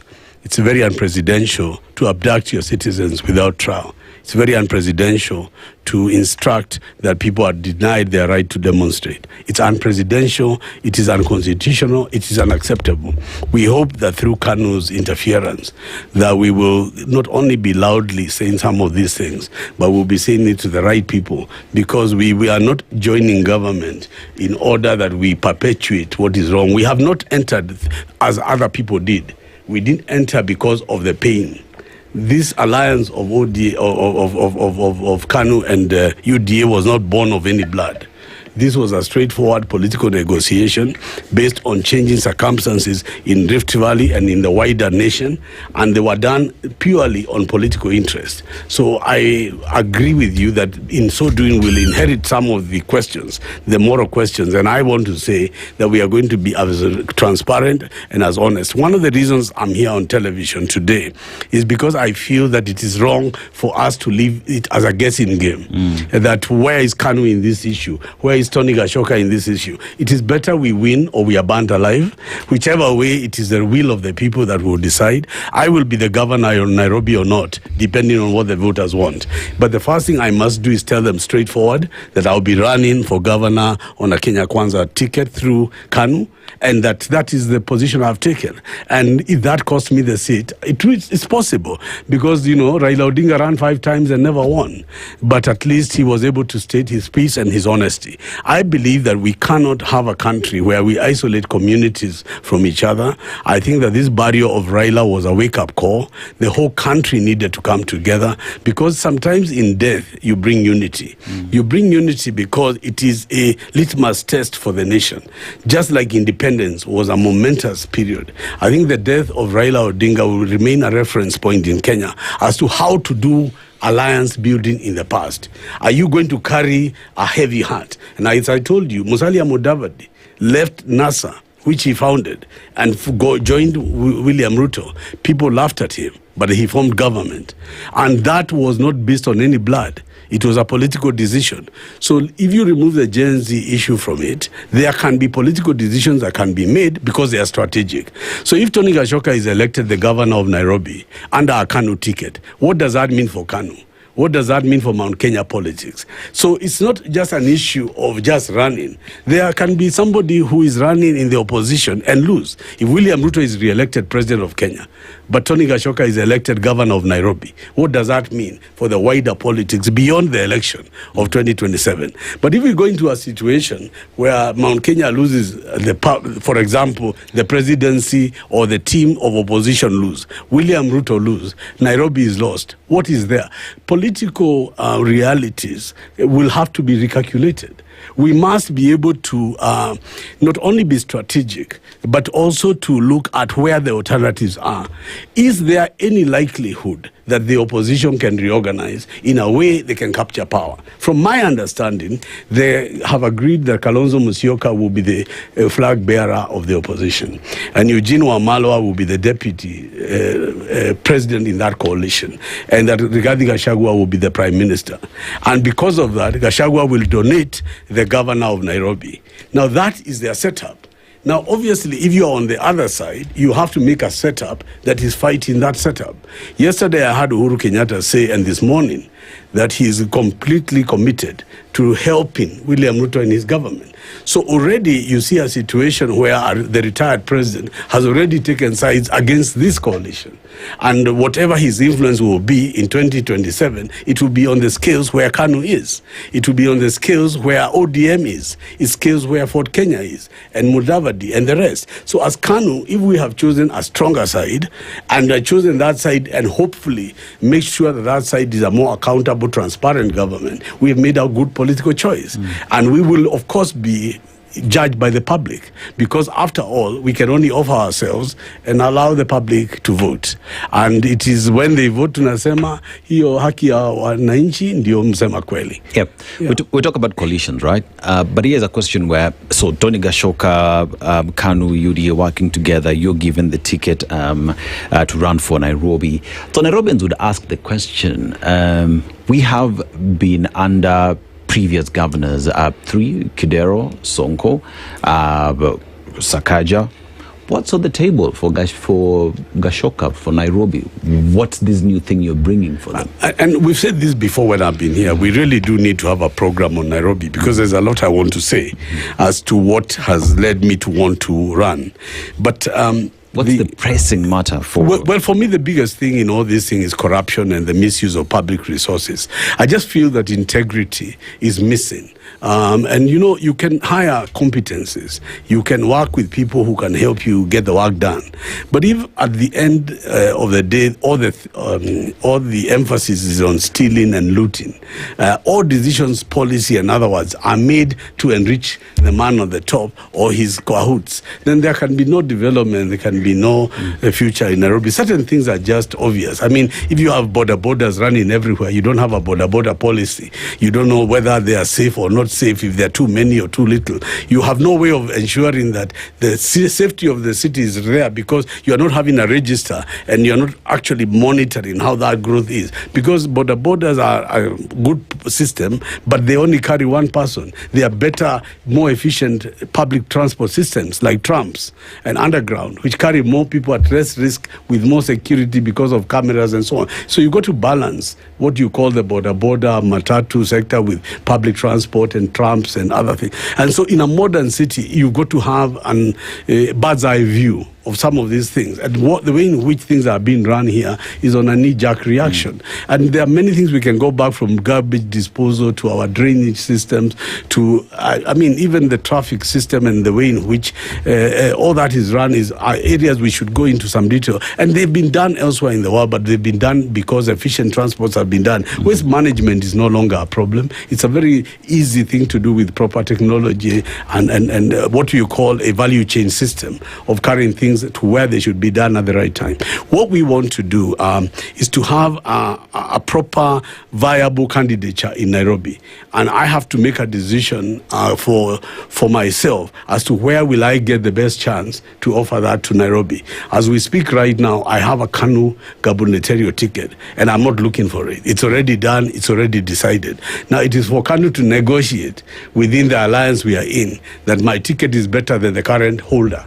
And I think if our opinion poll was done or a discussion within Kenya Kwanza was done, I would be a much better candidate for the coalition than Johnson Sakaja. And therefore, if you look at strategy, I would say I've done a good strategy to go with Gideon Moi into Kenya Kwanza. And I'm happy there to ask for my ticket. If I get it, I will win. If I don't get it, then we can come back here for another discussion. Even as we close this conversation, do you think that it's aptly said that Raila Odinga, even as we remember him, and of course that charts the course for a lot of political alignments going forward, does he rightly then earn that title label as the man who was able to really know what would go into political alliances? For a man who was detained with the allegation that he led a coup d'etat against the sitting president, for a man who left his party, Ford Kenya, to NDP and began a party of one from nothing, from a man who walked into Kanu and who left in a half and left with rainbow, a man who said Kibaki Tosha, to a man who then went into the talks with Kofi Annan to become Kenya's second prime minister, to a man who shook Uhuru Muigai's hand and brought in the stability he needed, and finally to the man who shook William Ruto's hand when Obasanjo called a meeting in Mombasa. Very few men could take such blows in politics, such risks in politics, and still be called Agwambu, and still be called Jacom. He did all those things, and in spite of all that, we could not have enough time to bury him in 72 hours. So, you know, Jacom, they say he who laughs last laughs loudest. You lived your life, you ran your race, we buried you on your own terms, you're Kenya's giant, your footsteps will always walk through Kenya's hills. The music may have stopped, but the melody goes on. Kwaheri sana Jacom, kwaheri sana Raila Odinga, you've left your mark. Whatever the pundits say in history, nobody can ignore the name of Raila Amolo Odinga. Well, thanks, Tony, for being here this morning, just to be able to try to understand what goes into, you know, the minds of politicians and those who want to lend their hand towards leadership in the country, then for being able to be here with us and then being able to expand on that. It's going to be an interesting couple of days, and I'm not even saying weeks or months, days. Particularly working with enemies you never thought you could work with. That's a big issue. That too. Yes. That too. It'll be interesting times ahead, and we're wading into those waters already, and we're likely to see, I mean, I think we've already seen some of those, with folks saying certain things, and then of course we have to come back and continually ask the question that where do the people of Kenya lie in all of this? And I wish that would be one thing that is on the minds of many. As these coalitions are formed, as these alliances then are being discussed, that the main ingredient must be for the protection and the guarding of the livelihoods of Kenyans and for putting into consideration their thoughts. If I could say the last thing, if the next election is now slowly becoming a contest between Rigathi Gachagua as the de facto leader and William Ruto as a de facto leader, the irony for Kenya is they both created each other. So we are now choosing between the two of them. Indeed. How ironical. Tony Gashoka, asante sana. Good morning at 8 a.m. Spice up your life. The latest news from around the world. 94.4 Spice FM.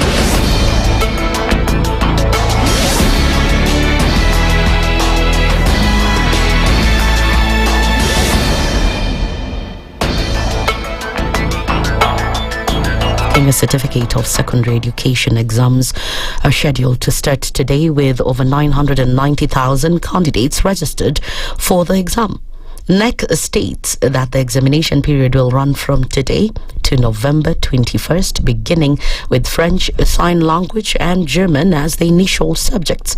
Practical exams are set to take place from October 2022 to October 31st, covering subjects like home science, art and design, woodwork and metalwork.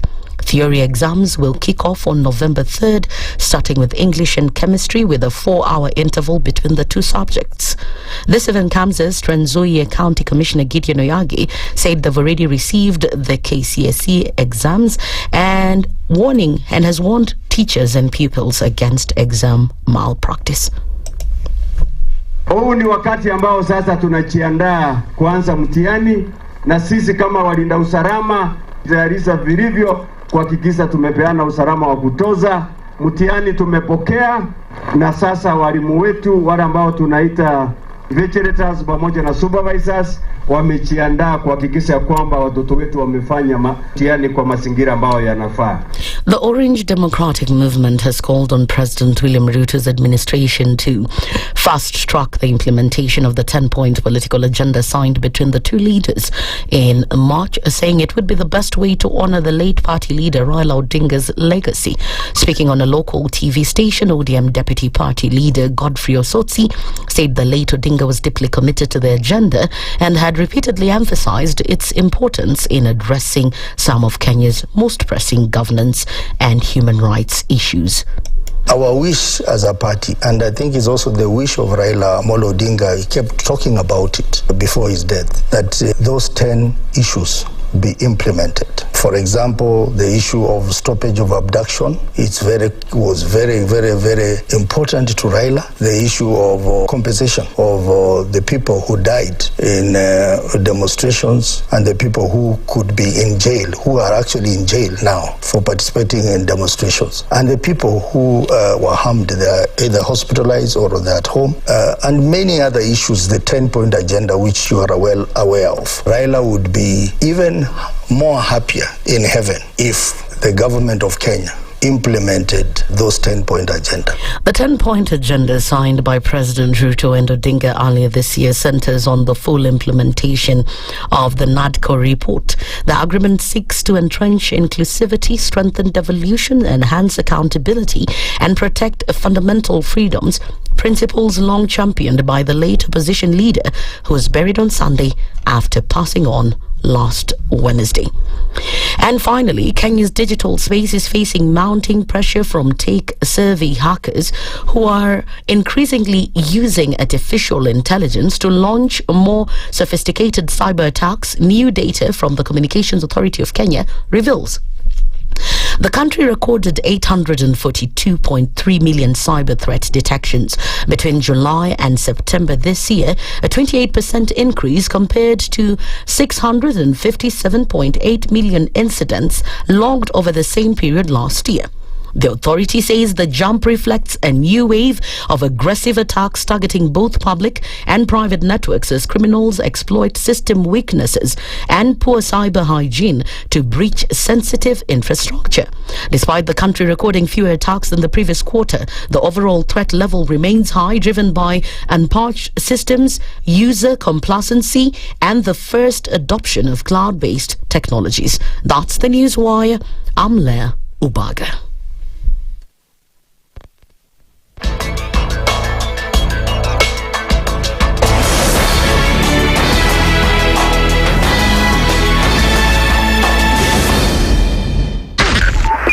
.5 Spice FM, Kisumu. The following takes place from 6 a.m. to 10 a.m. every weekday on Spice FM. SRC's mandate is constitutional. It's not an advice. It's actually something you must do. Like now, you abandon, of course, the narrative of wheelbarrow, Mutomjengo, Mama Mboga, and all those, that narrative, that rosy narrative. Your expenditure is 3.3 trillion, and you're collecting only 2.5. Out of that 2.5, you're spending 1.8 trillion service loans and so forth. That the CDF kit, it's in itself a symptom of corruption. This is the Situation Room. The only way to start your day.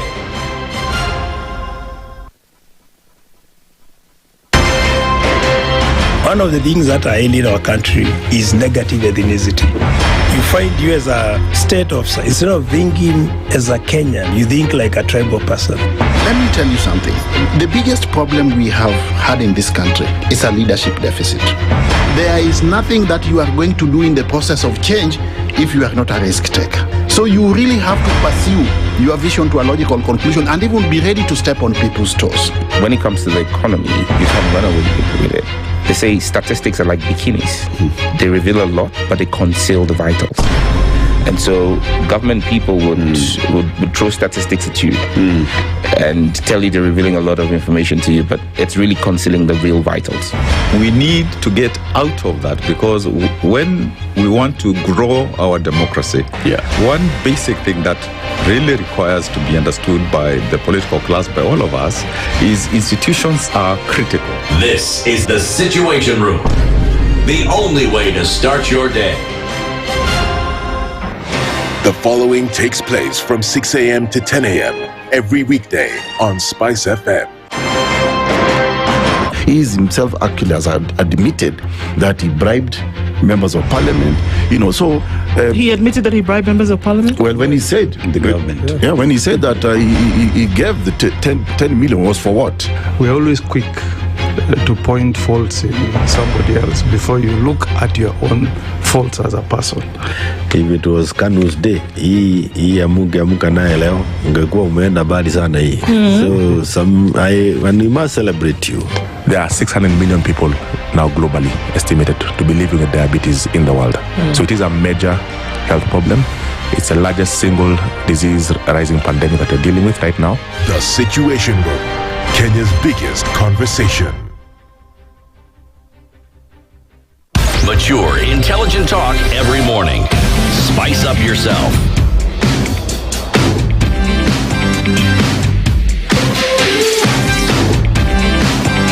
Mornings done right. 94.4 Spice FM, Nairobi. We're coming in live from the Situation Room. It's 8 minutes after 8 o'clock. It's Tuesday, the 21st of October, and into the third hour of Kenya's biggest conversation this Tuesday morning. Coming in the first official day of the week after quite a flurry of activity that has taken place over the last couple of days. And we're getting into a conversation this morning, one I think necessary to, and I think it's interesting because we come to a place whereby very many intrigues then can come out. And we do this morning with Martha Karua, who is the party leader of the People's Liberation Party, and she's here this morning. Good morning, Martha. Morning, and thank you for having me at Spice. Karibu sana. Good to see you. Good to have you. A lot of things for us to discuss this morning, but let's first of all start. Dennis takes us to Cape Verde this morning. Yeah, Cape Verde, the locals call it Cabo Verde, Yeah. A population of 560,000 people, official language Portuguese, and it is a unitary parliamentary republic. That is the type of government they have. But they give us this proverb today. Every step has its time. Every step has its time. How would you interpret that? Indeed. It's just like the Bible saying for everything time, and every season has its time. Its time. Yeah. Every season has its time. Straight and simple, eh? Yeah. Indeed it is. So, I mean, we obviously are at the junction of a very interesting time in Kenya's politics, but we've just come off of burying the late Raila Odinga. He's left the stage. And I think that, and I'll be bold enough to say at this point, that you were not given ample opportunity to speak on what you feel about Raila Odinga, the man in a position where the world was watching. You were his running mate.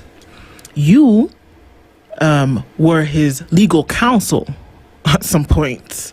You worked with the man for a very, very long time. And I want to get your thoughts, first of all, around what you did feel about him and what you think going forward. Let's start off there.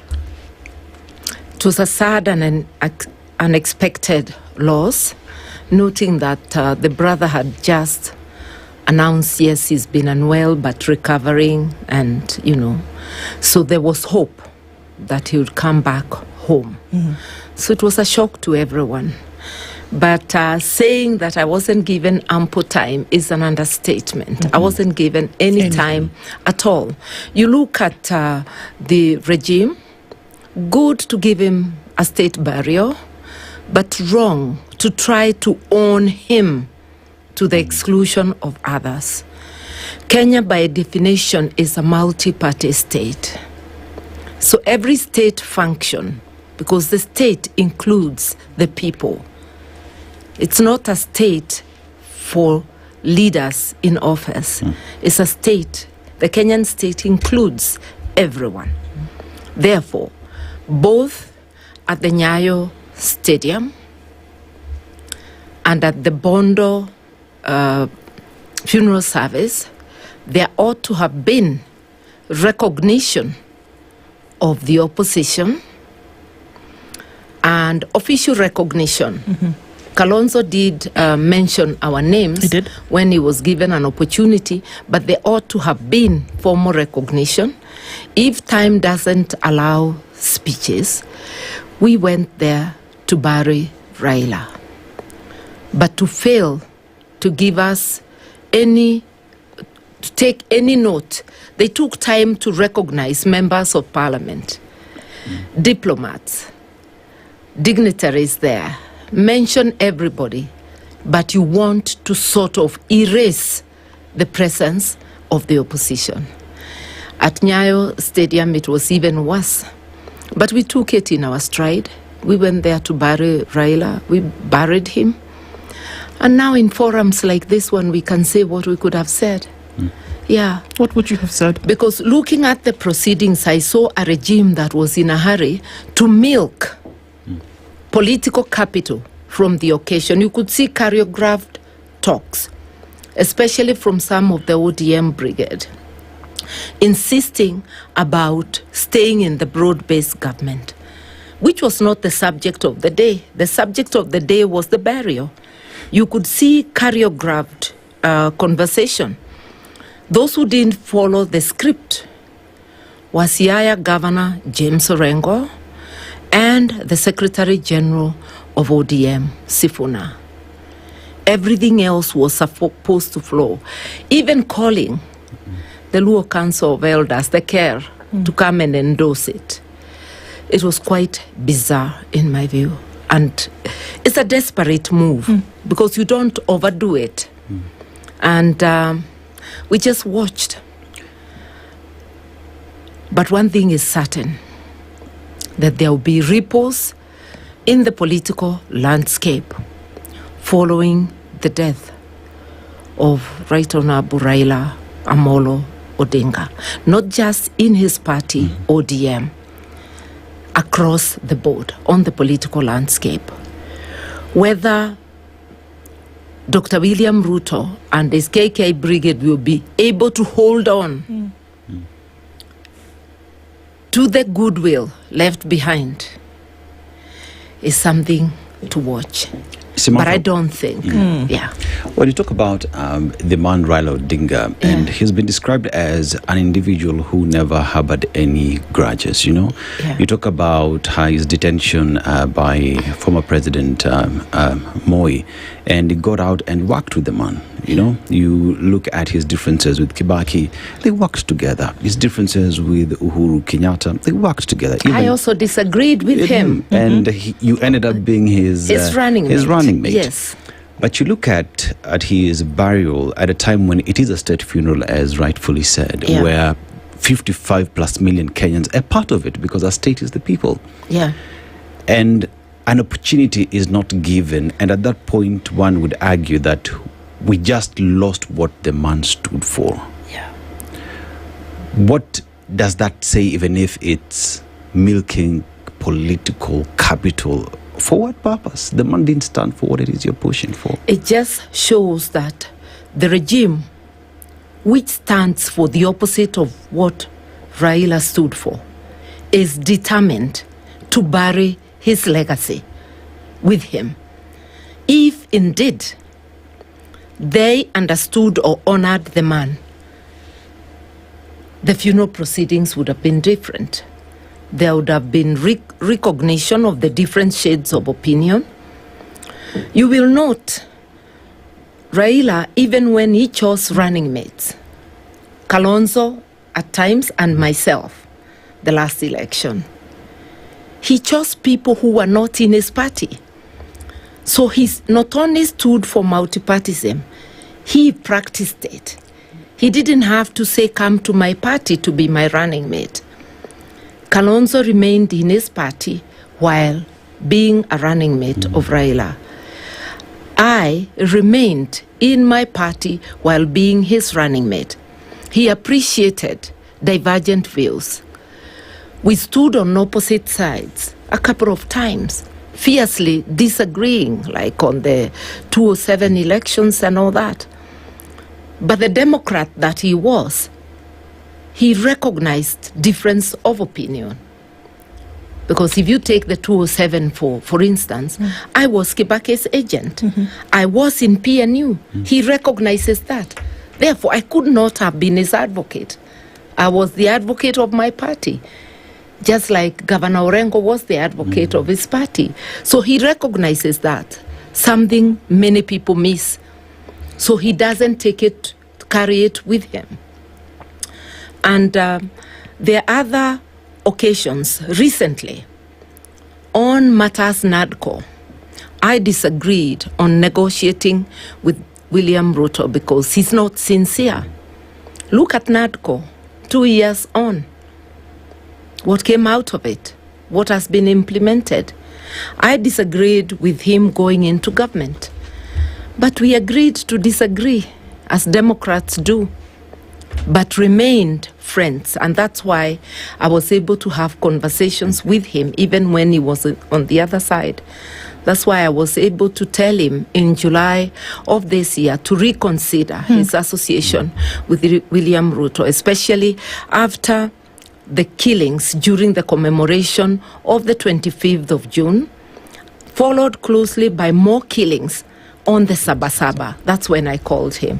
So we remained, in touch, each respecting the other's position, but asking him, does it bother him that this is happening? I'm curious, Martha. Yeah. When you did have a conversation with him, what did he say? And I'm asking this because the last couple of days, everybody has told us about, Raila said this, Raila told me, when we were together, he said this.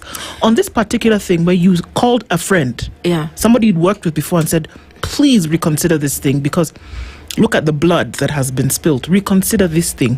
What did he say? Actually, I told him, I know in your heart of hearts, you stand for the people, and that's what you have done throughout your life. Why are you giving support to a regime doing this? Does it bother you? His words were that he was uncomfortable with what is happening. I told him I was not asking to discuss for his full response then. I just wanted to leave it there with him for him to consider. But I want to give credit to him and say that on more than one occasion, standing publicly with Dr. William Ruto in the public space, he told him to end the abductions, extrajudicial killings, and torture. He did call him out on violation of human rights. Whether that was enough is up to everybody's, the court of public opinion, but he did call him out more than once. Yeah. What would you have said on the podium during his burial? I would have said that we fought for multi-party democracy, which is entrenched in our constitution. And therefore, I will remain in opposition. And opposition will remain because it's sanctioned by the constitution. And therefore, the move to bring all parties under one roof is actually unconstitutional. We must have opposition. Number two, I would have said the greatest honor we can give Raila is to follow his ideals. And one is to uphold multipartyism. Two, to uphold the rights of the people. And therefore, the regime must stop violating the rights of the people. Abductions, extrajudicial killings, and torture. And must always act in the best interests of the people. I didn't need more than 90 seconds, but I'm saying it here. Yeah, because you cannot say you are honoring a person and then you continue to do the opposite. Raila's life, most of his life, he was in the trenches fighting for the people. In fact, together with his family, it was a sacrifice that involved the family. He was away from the family many times because of his stand on fighting for the rights of the people. So to honor him, it's not just about decorating him posthumously with medals. It is actually ensuring that what he stood for is what is happening. And we have it embodied in our 2010 Constitution. So let us not have empty words. That's what I would tell Dr. William Ruto, even from the Spice Room. Do what is right. Look at these bills he signed. On the morning, the news of Raila's passing came.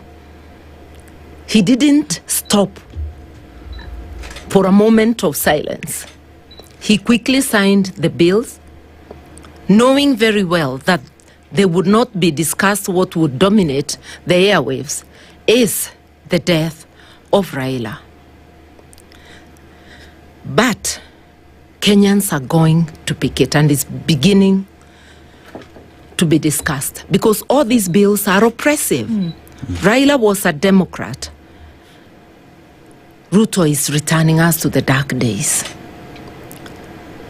The amendments to the cyber laws is meant to go after. Already they are going illegally, and the court dismisses their cases. They are going after people who comment, who post things against the government on the media, even things that are not criminal offenses, that don't make sense. Now they are tightening the law, so it will not matter that it's something you have a right to express yourself as if they think. So we are giving the control over your thoughts and actions to the state. This is something we must resist. We must resist giving the state oppressive control on matters land. So that community land, already this regime, during its tenure, this is a grabber's paradise. Then they go ahead and make laws that allow the state to have a say. Yet the main grabbers are sitting in big offices. Dr. Ruto has been mentioned in the Dabibi land case, which is still in court. The Kiugori's land, his name featured. If they have a say in the matters that should belong to the National Land Commission, where does the ordinary Kenyan stand, the citizen stand in matters grabbing? This is the wrong regime. If at all, any share of power was on matters land was to be given to the state. But again, why would we change? We brought in a land commission because we wanted someone in the middle between the people and the state. We should really watch out. Nothing good is coming out of these bills. And if we think we have a parliament, Dr. Ruto has already swallowed parliament. You know, when you talk about the parliament, let's just go back, first of all, from what James Orengo said, and requested the president, please, Mr. President, don't kill political parties, because the man that was being laid down to his rest fought for political freedoms in this country. You know, and there will be political consequences, whether Kenyans like it or not, whether the political class likes it or not. We've already started seeing it. The way members of ODM itself spoke at the burial of their boss. And with that then comes the question, it is feared, or the Kenyans are saying, nani atatutetea? You know, nani atatutetea, which the way forward? Because if you look at even the bills that were signed, Kenyans are asking, rightfully so, when and where was public participation? Where was this National Assembly that all of a sudden now, including those who called this man a witch at the time, are now speaking praise to this man? Do we even have a National Assembly that understands its job? No, it's already been swallowed. We do not have a National Assembly.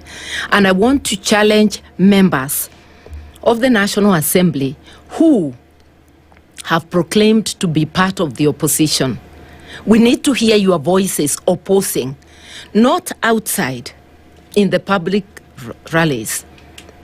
You must earn your salary by talking inside Parliament, so that as we criticize KK and their brigade, do not miss Parliament when these bills are being discussed. Your voices are what will enable the people to know. I was a parliamentarian and I know, even when a single person opposes, the airtime given to Parliament, it enlightens people. And there were many occasions that we were very few voices, but people got to hear. So I'm telling members of Parliament, if you're working for the people, do not be absent when critical bills are being discussed. Do not even accept a trip abroad. I know it has some allowances. Forgo those allowances to do your duty to Parliament. I used to come back from wherever I am, whether abroad or within the country, even when I was campaigning for presidency in 2013, to be in the House when critical bills were being discussed. This is what a member of Parliament must do. We want to hear one voice, two voices, or as many as proclaim to work for the people. Otherwise, we will not be able to distinguish between you and those who are blindly following the executive. We need to hear those voices. Martha, I have a question, and it is important because even as we look at a broader political landscape in terms of who may be running for what position, having a fundamental understanding of the processes through which governance then is practiced and entrenched is one of these things that you mention. And most times we don't make decisions not because we don't want to, but because we do not understand the process for which that decision is an outcome. When a bill is brought before Parliament, you were the member of Parliament for Gishogo constituency. When a bill is brought before Parliament, what happens within Parliament for members to begin to discuss before it gets to the point where the President signs on it? It's read the first time, there will be no debate. The second reading is when real debate and amendments occur. The third reading is formal. So the first reading is like notice, you know, and then you get to the second reading. The process is now different since 2010 because after the first reading comes public participation so that the views of the public are taken into account. But I have an issue with public participation, the way it is executed. Members of Parliament and the committees most people manipulate the public participation.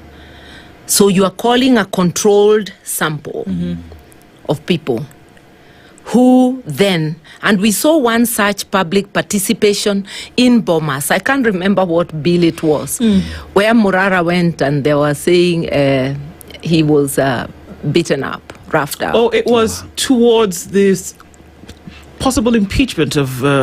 no, it was maybe finance or something. It was one of those things. So you see how they control. If you're going against the grain, you will not be given the mic. And this time, it was not about the mic. It was about merely being in the room. So it excludes divergent opinion. We have to restructure public participation, look at what the law says and also practice it, and let anybody who is willing come in and not manipulate who is called to speak. Number two, public participation can also be through memoranda.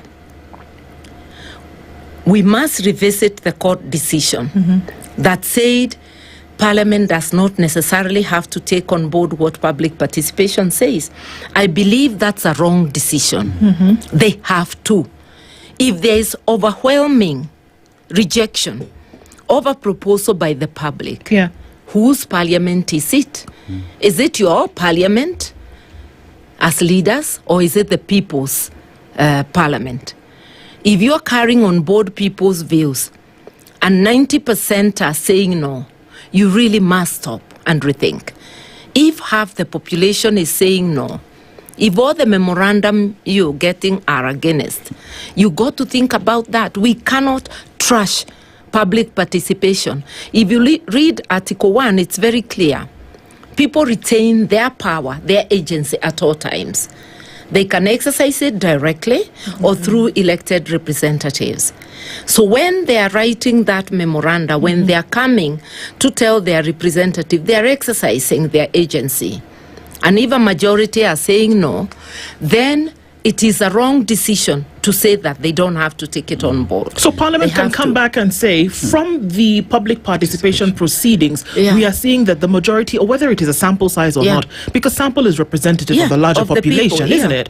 They should actually be able to come back and say, the people do not want this, let's revisit. Let's revisit. You stand it down and you take time to understand what are the objections, to look at them, and do what is right.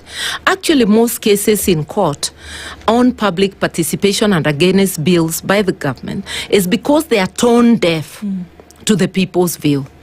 I remember a long while ago when Huduma number came, and I was one of the lawyers doing the case on behalf of the Kenya Human Rights Commission against Huduma number.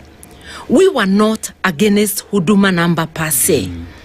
We wanted data privacy, issues of data privacy to be looked at. Because when you bring the data together of so many, of the entire nation, you need to be very careful how it is managed so that there is no breach. It doesn't go to unauthorized hands. The state did not want to listen. The case went on. Eventually, they were given a go-ahead with certain modifications. Huduma number never took off. It died. But the coffers were emptied of lots of money paid to lawyers.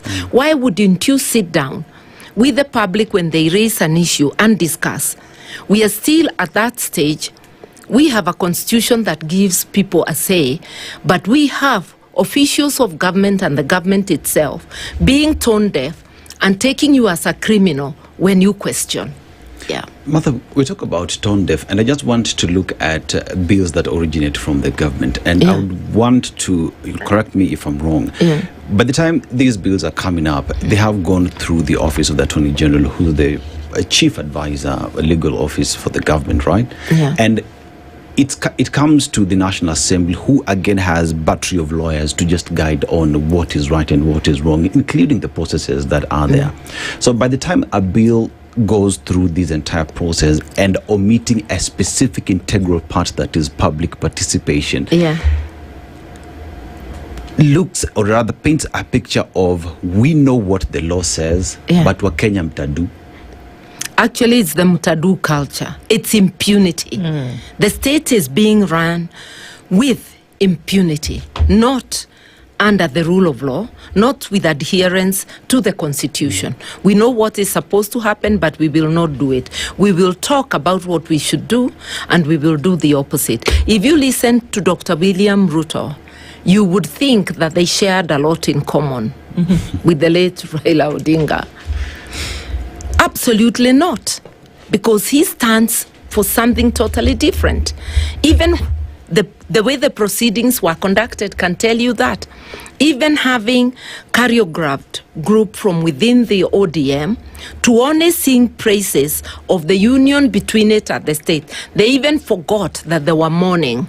You think that was choreographed? Yes, because you could see, and in between they bring the care, because you want the people to know that even the elders, the entire community has said so.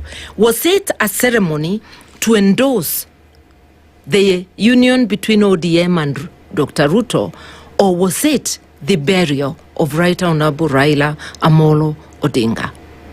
They could even have tried just a little bit to display the things that he stood for. So it is. Actually, they were trying to make political capital, and that's why there was no room for divergent opinion. Those of us known for their divergent opinion were not welcome. So they decided to call only one, His Excellency Kalonzo Musyoka, under the banner that he was a former vice president. But Raila was mourned by the whole and is still being mourned by the entire country. So you allow both shades of opinion.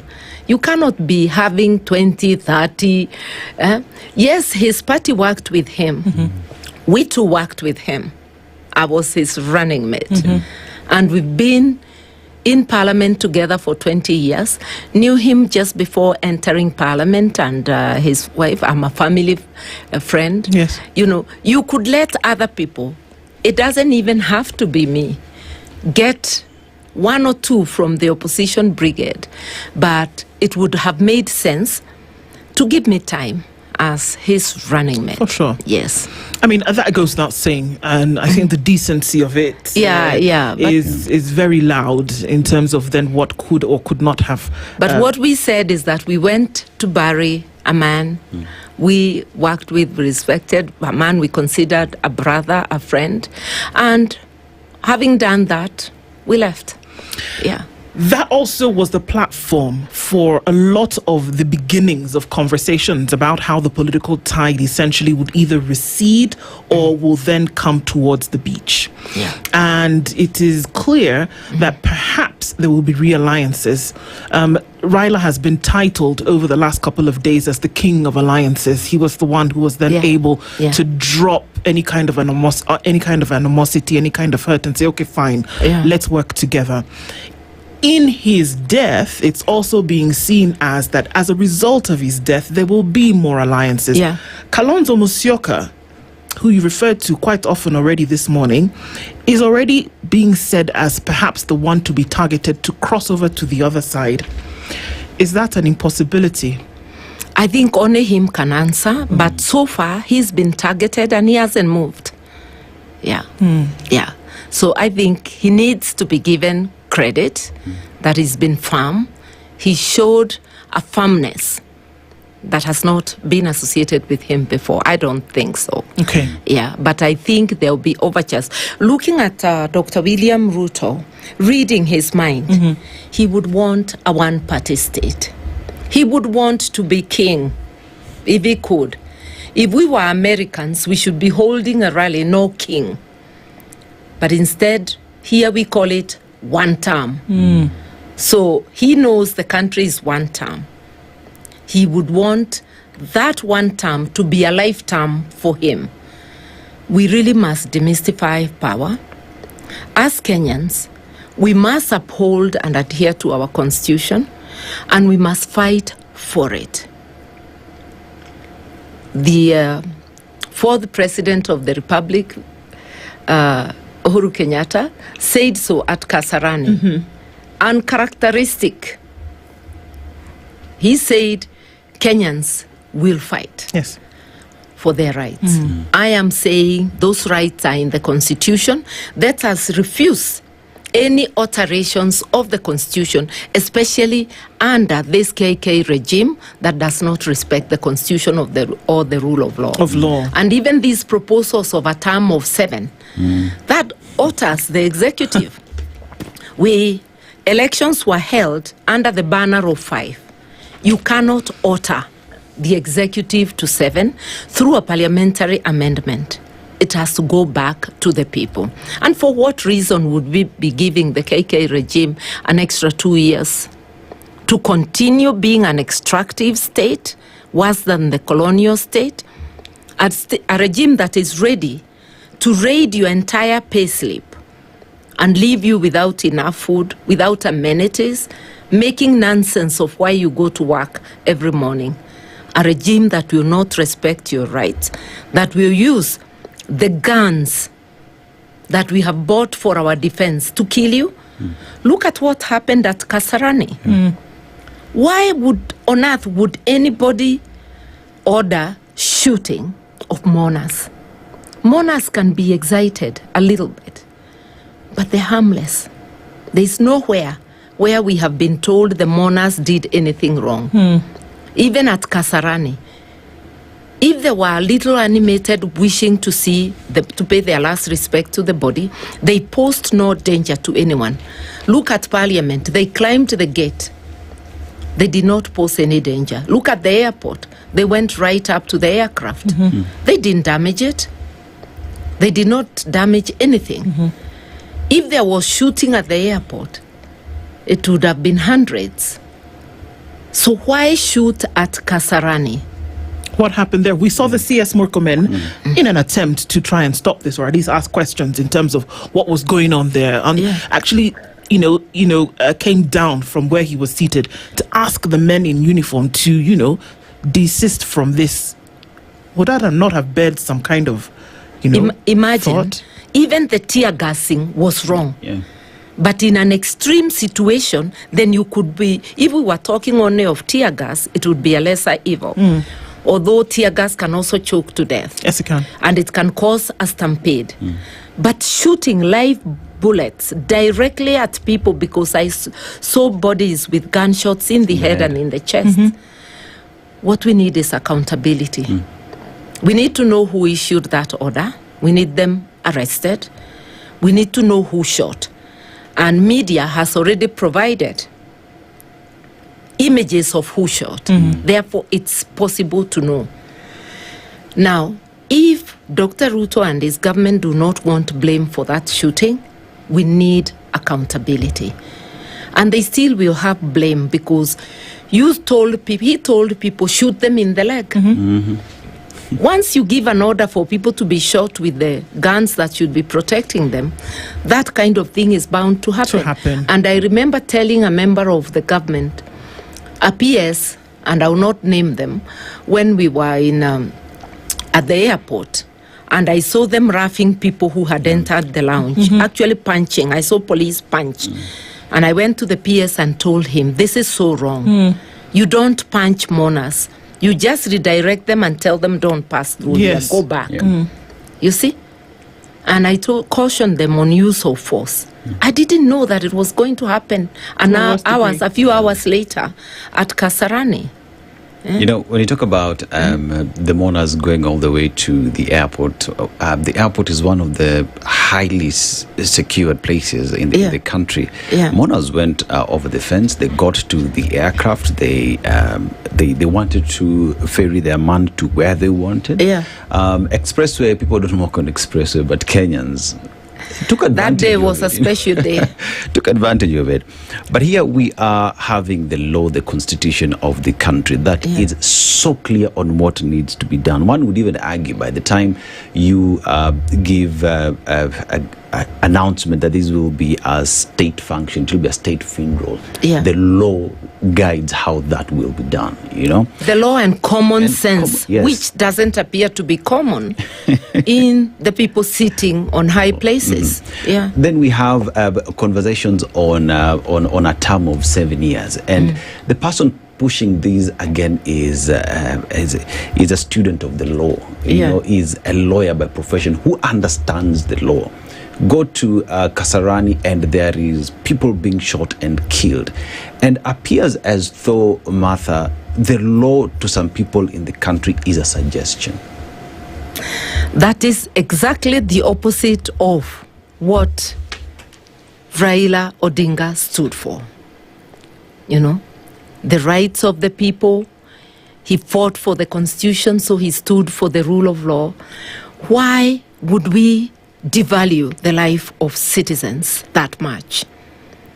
If you look at mature democracies, and the best example I can give is France, when there were demonstrations that turned rowdy, and they were massive, they even broke into shops in Paris, there was minimal loss of life. I don't know whether it was just one, because property is not greater than life. And you can see a police force that is ready for crowd control. You need mics, that's one, because you need to address the people. Why would you arrange for people to go to Kasarani and you have no way of addressing them? How then on earth do you even intend to tell them how to queue to view the body? Communication is a must. The people took more than an hour, more than 2 hours to reach Kasarani. All the arrangements should have been made. This is a clumsy and clueless regime. That's all I can say. And which has total contempt for the constitution and the laws under it. Yeah. We're building up, and we're also coming back to a place where a lot of responsibility is then being placed on your shoulders, and we'll come to that in just a bit. But your principal partner, Rigathi Gachagua, was missing from a number of these proceedings. Many would say that the most that they saw from him was a message of condolence that he put on his social media. We don't know if he went to Karen. Likelihood that he did not. I wouldn't know myself. And those are questions that are better asked of the man. We each mourn in different ways, and our relationship with our departed brother were on different levels for each person. So you cannot ask another person to do what person X. For instance, you can't ask him to do what I did. It is for him to know what to do. And we must also take that visiting families, even visiting with families, is not compulsory. Those who feel they must do. For me, I was in Uganda when I landed in the morning. I had just landed for the Besige case. I came back on a 10:30. I arrived in Kenya 10:30. But I still made my way to Karen, because I needed to condole with Mama Ida, who is my friend, and also with the family. So it depends on the level of engagement one had with the departed. And I think it's not fair to expect that what one person does or two people do, everybody else has to do it.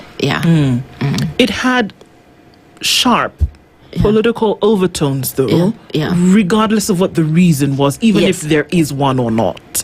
And that to say that you're going into a political dispensation whereby it would appear that most people in this opposition coalition went in this direction, Martha, and that he didn't.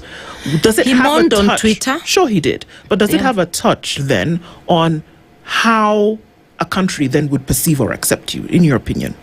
I think you leave that to the people, but you also leave it to the explanation if asked. But I'm also emphasizing we must not expect of every person. Mourning is a deeply personal thing. So you let people express themselves the way they would. And I know that my twin brother Kalonzo came all the way from London. He interrupted his trip because I talked with him when he was there. He felt compelled to interrupt his trip, come back, join in mourning and celebrating the life of Right Honorable Raila, and then go back to his whatever the trip entailed, which was really very honorable. But then when you look at their relationship, you understand where he's coming from. Like I said, each person has a different relationship. Indeed. For Kalonzo and myself, it goes back many years. Like I said, going into an interesting time politically, because beyond the mourning and celebration of the life of Raila Odinga, there were many statements that were made that point directly to political directions that people will take into the future or were even starting to think or to perceive. And that the united opposition also taking a position whereby they said the things that Raila and Kalonzo Musyoka gave a bit of an opening to this, that the very tenets of the things that Raila Odinga fought for throughout his life are the things that the united opposition was going to insist that they continue doing. Is that the position? That is the position. A luta continua. We will continue pushing for respect of the people's rights, adherence to our constitution and the rule of law, and for the state always acting in the best interests of the people. And that means stop selling our critical assets like the pipeline. Stop misusing our resources and overtaxing people to maintain you in luxury and to make you billionaires or the richest people, some of the richest people in the world. So we really have to continue fighting for the people. And I want to tell the people of Kenya and Nyanza is in Kenya. There are many parties you can join. You are not restricted to any one party. Yeah. It is a free country, because I could see the narrative wanting to push them, like put a gate. You can't, this is where Baba left you, you can't leave. They're free just like all other Kenyans, and they have expressed freedom before. We have seen other parties like the party of Ochieng, MDG, yes. MDG. We've seen, there was a long time ago, James Orengo, Governor Orengo was elected on Ford Kenya. Yes. And even other people. So there is an opening for people to realign. Let those who feel they want to work with Dr. William Ruto do so, but let them not force everybody else who feels differently, because there are many who feel differently.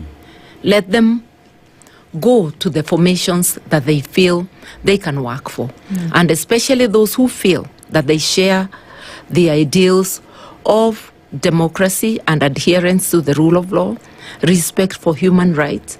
Let them look for partnerships where that is observed. Our doors will remain open. And yes, we will go to Nyanza, just like any other part of Kenya. Not just to open offices, but to seek members. We will go to Sugoi as well, because it's also part of Kenya. So there is no place that is going to be a no-go place. So to Dr. William Ruto, you can milk dry the occasion, but you will not be able to fool anyone. Yeah. And as we talk about going towards the election and the formations that are there and alliances as well, one looks at the united opposition and the need for the word being united and coherent while at it, for that to work, because you look at the government side as well, they are forming alliances and coming together as well towards 2027. So let's talk about the united opposition and the need for that word united to be the center bolt that ties everything together, just as the leadership and the principles in the party. How are we going about it to ensure that the word united is not just in the formation, but we are walking that talk? This is a work in progress, and so far we have done very well. I'm yet to hear anybody say so far so good. But as an insider, I'll tell you this, so far so good. We are doing well. We now have an official spokesperson in the person of Dr. Mukisa Kitui. And we are moving. We will very soon move to a stage where we all can sign a pledge of commitment, so that we do not only silently say these are our ideals, but they are public for scrutiny. We'll move to a stage where also we have a united manifesto, so that even though we have separate parties, we have some things in common, which then each party can tweak, but a minimum of the things that a transformed Kenya would entail. So we are moving, step by step. Does Asheki ODM make it enticing or juicy for the united opposition to walk in and get new members, even invite members of parliament who don't know where to go? I think there's always been movement in and out of parties, and the united opposition is open, and our individual parties remain open. And PLP, for instance, recognizes that Saul had the opportunity to become Paul.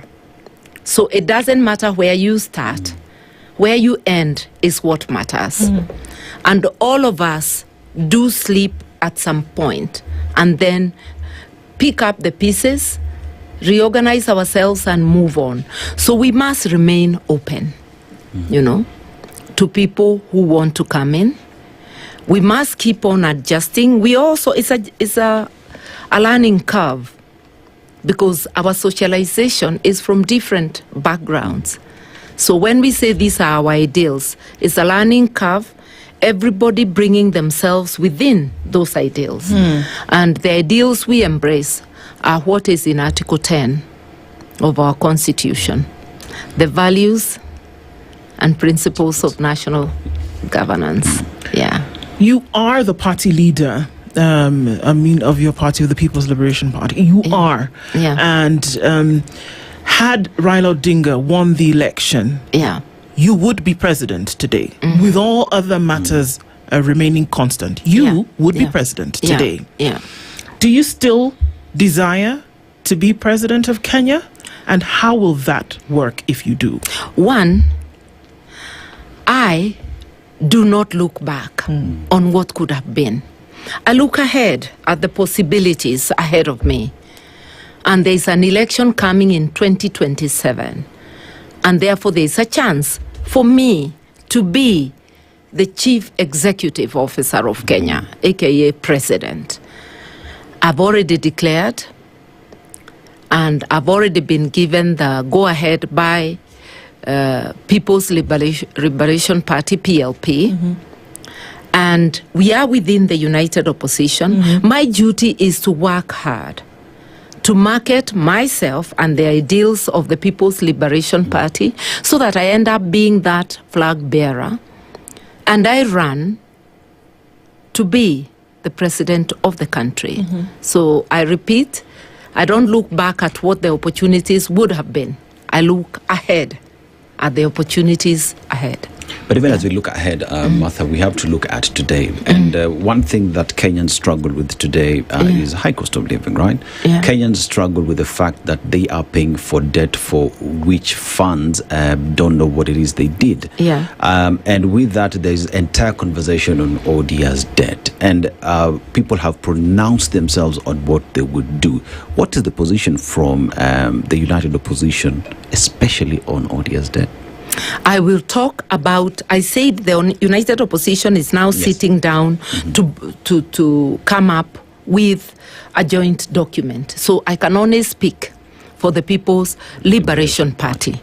I'll begin by saying you cannot talk of odious debt without first talking of governance, because that's how we get there. And to stop odious debt and to address it, you need to improve governance. Everything rests on governance, and governance is guided by the rule of law. We wouldn't be where we were. If we followed the rule of law, governance would be okay. My first duty as president would be to ensure that henceforth we go according to what our laws say. There's a whole chapter on how public finances should be managed. And using that model, we then would look at the debts. First, you stop the leakages so that all the money that is collected is able to be applied to the needs. One of the needs is the debts. You pay the legitimate debts because we must have a register of debts, and we must be able to scrutinize what debts are legitimate and what are the odious debts. The odious debts, you can contest them in international courts, but the legitimate debts which may have been misapplied but came to the consolidated fund, those ones you have to continue paying. And I believe, even though we are overburdened by debts, if we stopped abuse of our resources, we'd still be able to pay and to develop. And you do not have to raise taxes. In fact, we would remove some of the unnecessary taxes. You see, like the house levy, all that. Because these are not taxes that help Kenyans. These are taxes that just help enrich cartels. So it is possible to separate legitimate debt from the odious debt. And it is possible also to stop this unbridled appetite of borrowing both externally and internally. And when you stop the internal borrowing, it means the state ceases to apply pressure on the banking industry by enticing them with high interest rates and releases that money to the economy for the businesses to borrow, which automatically brings the interest rates down. When Kibaki came in 2000, and 2. There was absolutely no money, and no government except those with surplus ever has money, because money gets applied as it comes in. Yeah. But because the leakages were sealed, that little money, and without foreign funds, was able to jumpstart the economy, have services completely turned around, including having free primary education, including having the hospitals start working, including the water sector reforms, which I led. So it is possible, just like in our homes, you have little money, but if you sit down and apply it to the priorities, you are able to move. Not everything will be done the first day, but quite a bit can be done by just changing the way we do things, improving governance, and fighting corruption.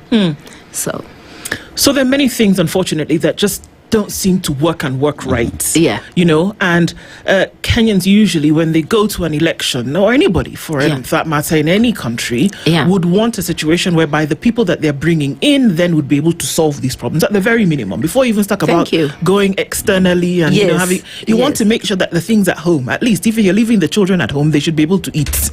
You know, and so that's what people are looking for. So we don't understand, Martha, why money that has been budgeted won't go to children for school.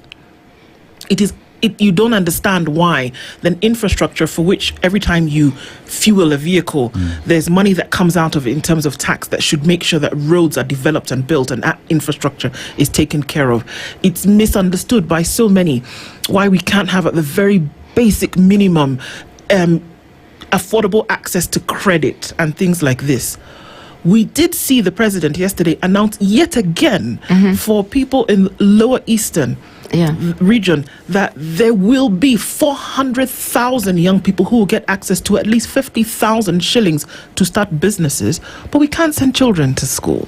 And when I say we can't send children to school, I know what I'm saying, because high school students who are done with the term have been sent home. Why? Schools cannot afford to keep them there anymore. Capitation. Because the 4,029 shillings that they should have received for third term has not been paid. Indeed. So when the people talk about governance, that is what they're talking about. All these other things to them are a far cry. It's the very basic. So the question that Kenyans are asking as I go to cast my vote, I want it so that there's food in my belly and a place for my children to go to school. You know, this is what we're talking about. The person who delivers not the promise but the solution is the person that Kenyans are looking for. How do we work out these problems? How would they work out? How can you work it out? You've actually asked a very critical question. Do not listen to what I say. Listen to watch what I do. Because as politicians, as people wanting positions, we say the same things. I will say free education, primary education and secondary. The next person will say the same. We'll sing it as a chorus. We'll talk of access, universal access to health. Everybody will sing it. I think we need to look at each person's background. If you have been a part of the corruption, if your name is intertwined in every corruption scandal, you are unlikely to solve the problems of Kenya. Because why is capitation not reaching and it's budgeted? It means the money has been corruptly diverted to other areas. Where does Dr. William Ruto get the money that he goes promising on the roadside, like he did in Kitui? If it's not in the budget, will it drop like manna from heaven? It means here is a person who is not ready to follow any rules, any procedure. That is why you can stand and tell people, about money that is not in the budget. It means you will follow nothing. And that's why capitation will not reach, because maybe that money is the one that is being given people who visit State House, whether it's teachers with 10,000 or people from the various counties with 5,000, 10,000 or whatever amounts they are getting. It means you are robbing the services to do your politics. So look at what we do and the consistency of our actions more than what we say. And lying, as President William Ruto often does, desecrates that very office. You're supposed, if you look at the leadership and integrity chapter, the behavior of a person in such an office should be exemplary. You should not lie knowingly. And his falsehoods have gone to an extent where he has been called out by the clergy, by the media, by virtually everybody in this country. I think that's where the problem is. But it is not only Dr. William Ruto. Examine each one of us. You cannot be a solution to the problems you have created. And this is something we were telling people in the 2022 elections, but they did not see it then. This is a thing you must look out for when you're electing your MCA. It's not just about the presidency. It's about the 6 seats. Your MCA and governor are your county government, and the county gives you every day-to-day service. Those of us in Nairobi know the mess Nairobi is in. So the president you elect will never come to be your county government. So start with your county government, MCA, and governor. And if you think Nairobi is too big, just start with your ward. Ensure that we get a good MCA in your ward. If everybody is doing that in their ward, we have sorted out Nairobi. They'll be able to hold the governor to account. Then let's go to the constituency. Get yourself a good constituency member of parliament, a good women representative, and a good senator. Crown it with getting yourself a good president. And then we can start the cleanup of this beloved republic of ours. We can start working for the people. Martha, you speak in terms of individuals who put in office, and one sure way of knowing if someone is a solution or a problem is by looking at their history. And one would argue that these are things that are in the public limelight for us to just sit and critically look. And one would say, at the time when you are in the water ministry, we look at the decision to devolve the services so that we have the Water Services Board and how that brought water closer to the people. At the time when you were in the Justice Ministry, and at a point when decisions were made without you being involved, you say, you know what, peace, I'm out because I ought to be part of these decisions. But here we are today, where you look at what Kenyans do at the election day, and most of the time is I've been given 200, 500 bob, take my vote. And these things come to bite us later. So in terms of just speaking to Kenyans, in terms of people they put in the office, because you look at the power that an MCA has in checking the governor, and one would say at the counties, the person with the highest power is the MCA, because they will take your very resources. Extrapolate that to the National Assembly. President cannot pass a bill cannot have assign a bill into an act of parliament before it passed through parliament. So if we have proper members of National Assembly, the president will always play by the rules, because the National Assembly has our back. Just speak to Kenyans on the importance of interrogating each and every individual on that ballot paper. Thank you. I would want to remind Kenyans, even when you are taking a babysitter to look after your babies, a goat herd to herd your goats, or a milk person to milk your cows, you ask them questions.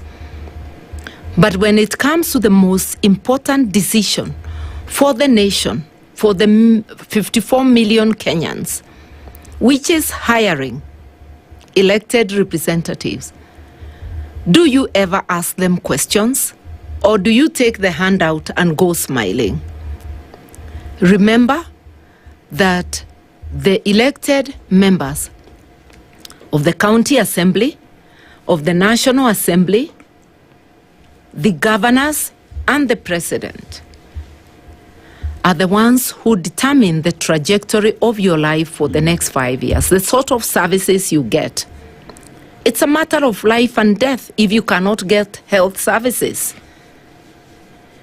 It's a matter of the life of your child if they cannot get education, the roads you use, about security, the very critical things. We cannot afford to be electing people without asking them questions or knowing something about their history. And although it is not possible to ask questions in a public rally, every leader has smaller meetings, meet the people tours. Those are the places you must ask questions. You must also demand to have town hall meetings where you can ask questions. Do not think that it's impolite to put a leader on the spot. It may be irritating, but it is your right. And because all of us come from the people, there are people you went to school with, there are people you grew up with, there are people you have worked with in the workplace. Something is known about you. Please, let us look at the background of the people who present themselves to us. Just the same way you would not employ a person to milk your cows if you learned that they took just a 500-liter bottle of milk while milking your neighbor's cow. Nevertheless, the whole gallon went to your neighbor, but just that 500 ml. If you knew about it, you would chase the person seeking the job. Please do not elect somebody who has corruptly abused your money. And Kenyans elect even people who the courts of law have actually sanctioned for theft, for corruption, for economic crimes. We are mortgaging not just our future, the future of our children and grandchildren. Let us look for leaders of integrity, value-based leaders, and leaders who have a heart for the people. People who have shown commitment. You may never have been employed, you may be a young person, but your qualities are known by the people in the village. As a person who either is willing to help, a person who bends backward to lift others. So let us be very careful. That's what I would say. Yeah. The tribal card rears its ugly head over and over again. Yeah. Is it something that it's time to shed, but is it something that Kenyans can shed? Is it wrong with connecting with where you're from? And at what point is it dangerous? We are who we are. But we are Kenyans. Your tribe, you cannot shake it away. It's part of you. But it doesn't define you because you're a Kenyan. I think it is the leadership that has the word tribe in their mouth. In the last elections, Ruto is not a Kikuyu. He's not from Mount Kenya. The mountain gave him a lot of votes. The balance, almost in bulk, went to the late Right Honorable Raila Odinga. We had Kikuyu candidates like Mwaura Wahiga. He got very little. The two people who got votes throughout Kenya were Right Honorable Raila Odinga and Dr. William Ruto. Do they come from all the parts of Kenya where they got? The last elections was a defining moment to show Kenya has moved beyond the tribe. Do not return tribalism while pretending to fight it. Dr. William Ruto is the one I'm addressing. He's the one who comes so much telling people about tribalism while practicing it himself. So you will not be able to capitalize on tribe this time. Our young people have shed off that tag, and they are the majority.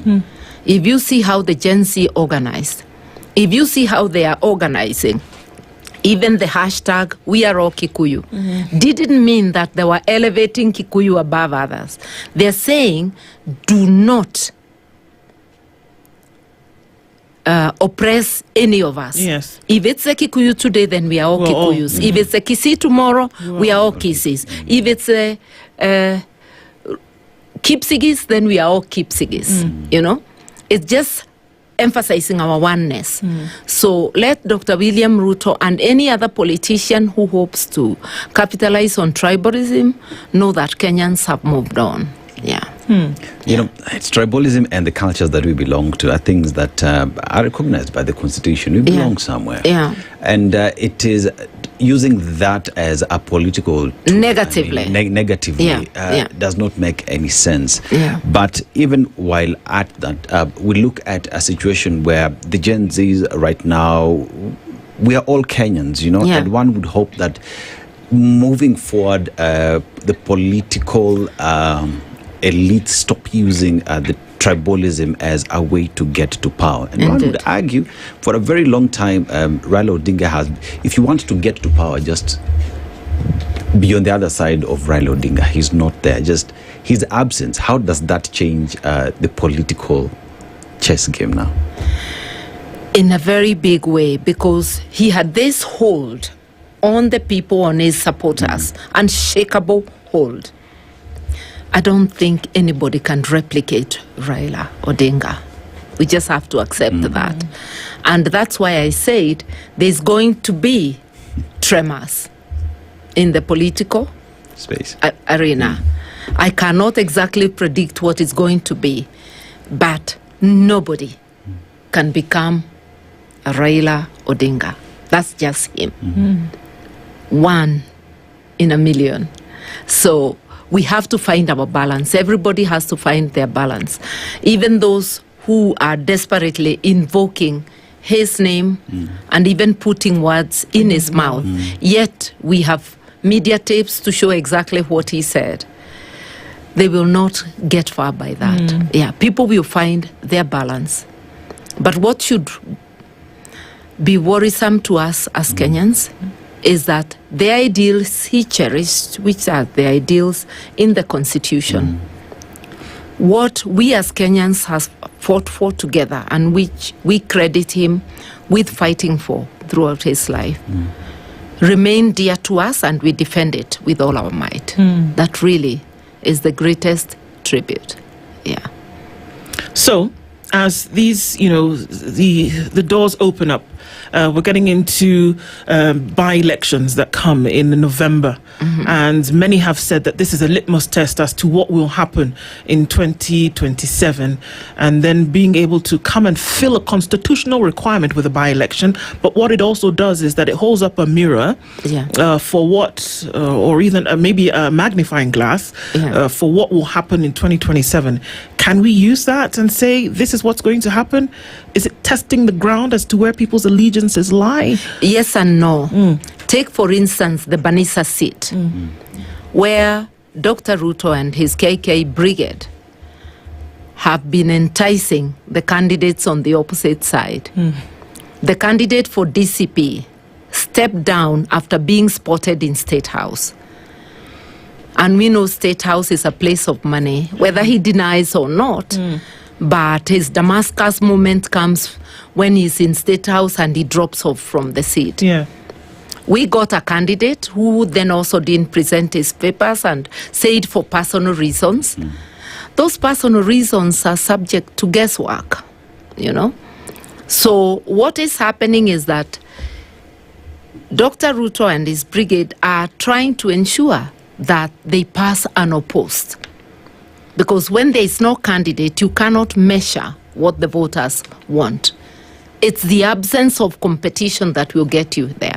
He can do that in by-elections. He cannot be able to do that in a general election where there are more, you know, there are thousands of candidates. So this is a litmus test, in a way, if it is the united opposition, how we hold out in the seats we go to campaign for together, whether we are able to field single candidates. But on the other hand, it is not a litmus test where candidates are being enticed. So that can give the KK brigade false joy, but it will not happen. So there are two sides of it, You know, the house on the hill is seen as, one would argue, seems like it's the central bank of Kenya nowadays. Everyone walks in and decisions are changed. But while at that, you look at the Banisa candidate and now everything surrounding him, as well as the candidate that you now say never presented their purpose. And from the united opposition, then how would you handle these members in your team? You know, once a member withdraws, they will just be scarce and not come back. You know, like ours, we just received a letter saying for personal reasons. I am sure that he will not be coming to the office soon or picking a phone call. Because he had started by not picking phone calls. So people don't go to say what made them do what they did. And even those known to receive money will always deny.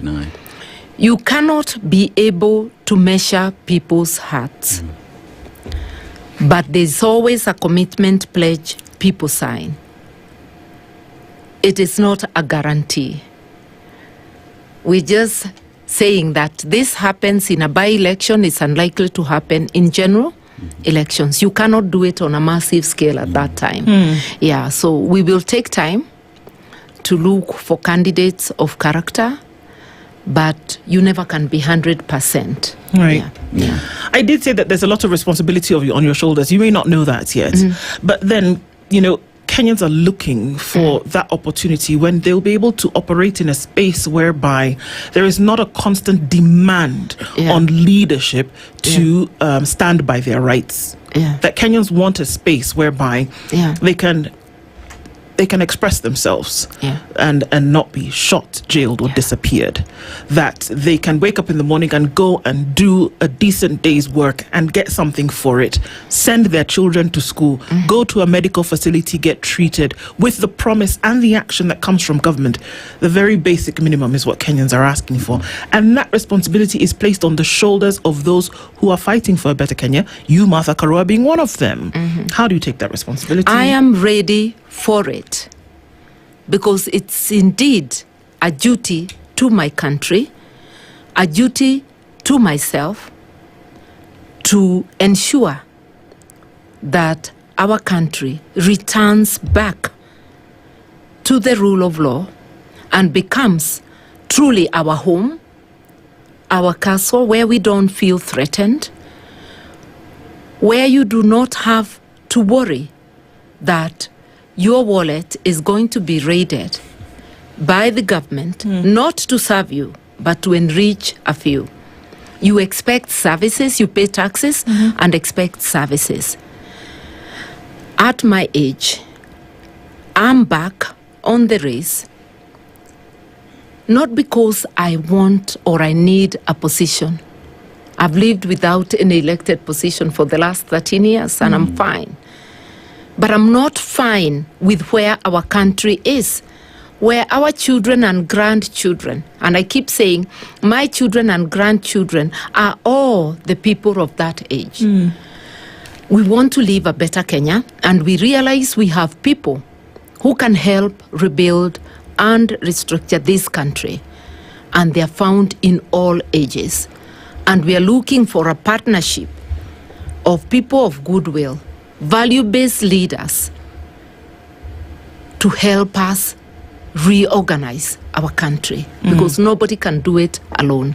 So I'm ready to be that team leader. And to be a good team leader, you also have to be ready to be led. Indeed. Because it's not only your ideas. When I moved the water sector reforms, I was not a water person, a hydrologist or something, or a water expert. But working with the human resources under me, we were able to push for the reforms. a president of a country or a CEO of a company is not required to know everything.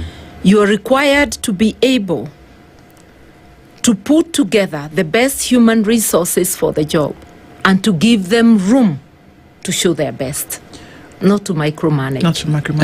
And Martha, it is said that the qualities of a leader is defined by how he or she listens to his or her people. And we live at a time when the only way a leader would listen to the people has even been defined through public participation in the country. But here we are today finding ourselves, the views of the people are not heard. Just how critical is it then for any leader who wants to win, who wants to succeed in the country, to listen to the people who gave them the mandate to lead? I think it's of absolute importance. And listening to the people is also listening to the feedback. So if people say they do not want you, however well you think you are doing, stop telling us you have 5 years. Leadership is not a title deed. You can be fired. So if people fire you, listen to them. If people do not want the path you are taking them, listen and change the track. And we have seen people do that. We keep on talking of developed democracies. South Africa is one such democracy where President Thabo Mbeki gave way to the will of his party members, although he hadn't done really nothing wrong. Those who look back think he was on the right trajectory. But when his party de-whipped him, he gave up the seat. Now here, what we hear Dr. Ruto telling us and all the elected leaders is that they have 5 years. I just want to say leadership that listens to the people, listens on critical issues affecting them. If the people say this, we do not want these taxes, reverse it. Convince them why it is necessary. Act in the best interests of the people. Do not enrich yourself at the expense of the people. What is happening, this government has created millionaires and billionaires, but nothing for the people. You cannot sustain a government on bribery, on lies only, on make-believe. It is by actions. And I think that's what the people of Kenya are looking for. But the people of Kenya, we have to help ourselves by choosing wisely when the chance presents itself and discussing candidates and asking them questions. Do not spare anyone. Do not spare me. Do not spare my colleagues. Ask all the questions and let us listen to each other. We will answer and you will ask and keep on asking if you're not satisfied. That's the only way. Our last question, let's go regionally. You were on your way for representation for Kizza Besigye when you heard of the news of Raila Odinga's death and you came back. At some point, you were putting hands together in support of Tundu Lissu, who, interestingly enough, stood in the docks that day and told people, no, go and bury Raila Odinga. These two gentlemen in the struggle in their countries, very much like what Raila Odinga went through here in Kenya. And you are in support of those two men, speaking against governments who are insisting on keeping men who fight for a better country behind bars. Tanzania goes to the elections on the 29th. In a few months, Uganda goes to the election. These two gentlemen pose a possible threat to the incumbents, as it were. And you're in support of human rights. What would be your words be, or what are your thoughts about these situations that we see playing out in other countries as well? I weep for East Africa. Mama Samia Suluhu is going to elections against herself, or her shadow, if you like, because her main opponent is Tundu Lissu, who has been imprisoned for calling out for reforms. Treason, the offense of treason. Calling for reforms is not treason. His party has been banned from participating in the elections. There is a presidential candidate from ACT Wazalendo, but that candidate was a member of CCM, a parliamentarian of CCM. He didn't get the ticket to defend his seat. He crossed over to ACT, became its presidential candidate. So that means Samia is against CCM, against herself. You look at, and people are disappearing in Tanzania. People like Mudude Nyagali, people like Pole Pole, Ambassador Pole Pole, and many, many others. There are those who have been killed. Abductions, torture, killings are the order of the day in today's Tanzania, which is not the Tanzania of Mwalimu Julius Nyerere. You go to Uganda, Dr. Kizza Besigye, abducted from Kenya with the participation of the Kenyan authorities. There's no way Ugandan military can come to Nairobi, abduct a person on their own. They were aided and abetted by Kenyan security forces. There were 8 people, and we believe the 4 who were left behind were Kenyans. The 4 who took them out were Ugandan military officers. And this is not the first abduction. 36 members of his party had been abducted in Kisumu last year. In July of last year. He was abducted in November. In Uganda, there are disappearances, enforced disappearances. There is torture, admittedly by the army, because sometimes the CDF posts those posts. And today, Bob Jage and Nicholas Oyo are almost a month since they were abducted in Uganda. Dr. William Ruto is the current head of the East African community of the Jumuiya.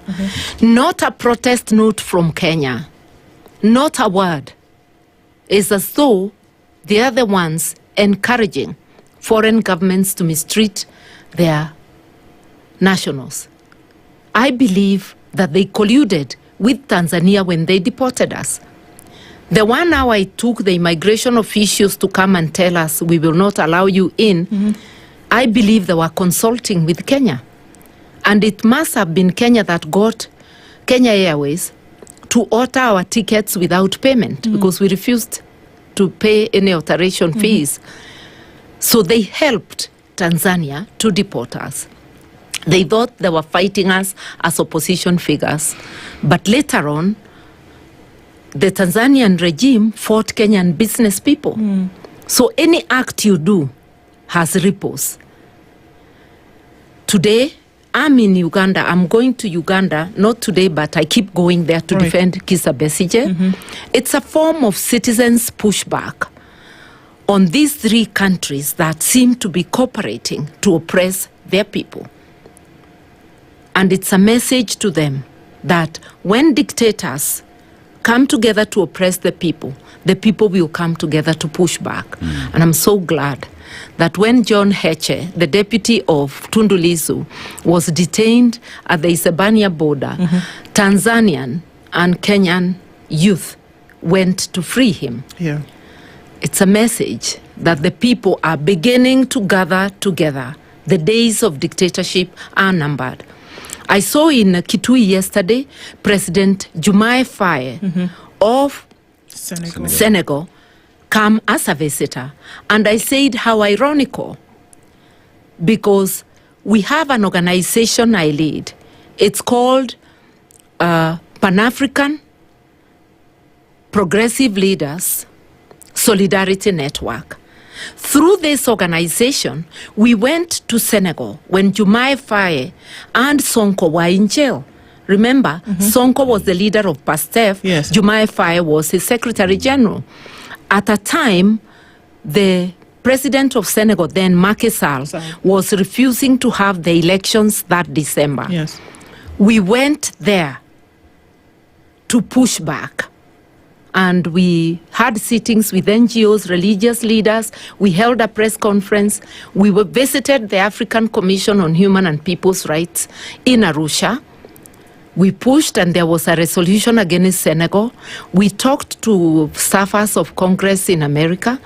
And all that pressure resulted in pushing Senegal to have elections. They didn't have them in December as scheduled, but they had them in January of 2024.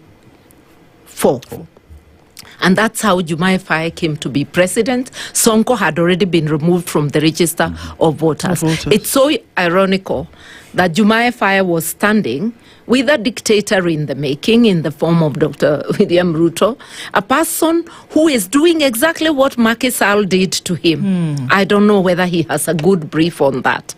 And I am saying, let us stand together as the people of Africa, and especially of East Africa, to push back and to retain our ideals of the Jumuiya, of countries under the rule of law, countries respecting both domestic, regional, and international law.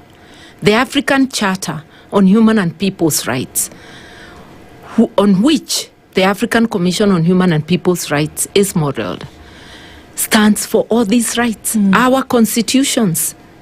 We must push back. Nobody will do it for us. Our freedom fighters freed us from colonialism. We must free ourselves from new colonialism being perpetuated by our fellow African leaders. Yeah. Martha Karua, she's the party leader of the People's Liberation Party. She's been here with us this morning, and I know that you have another engagement that you must go to. But thank you for being here with us this morning. Many things that we've been able to cover.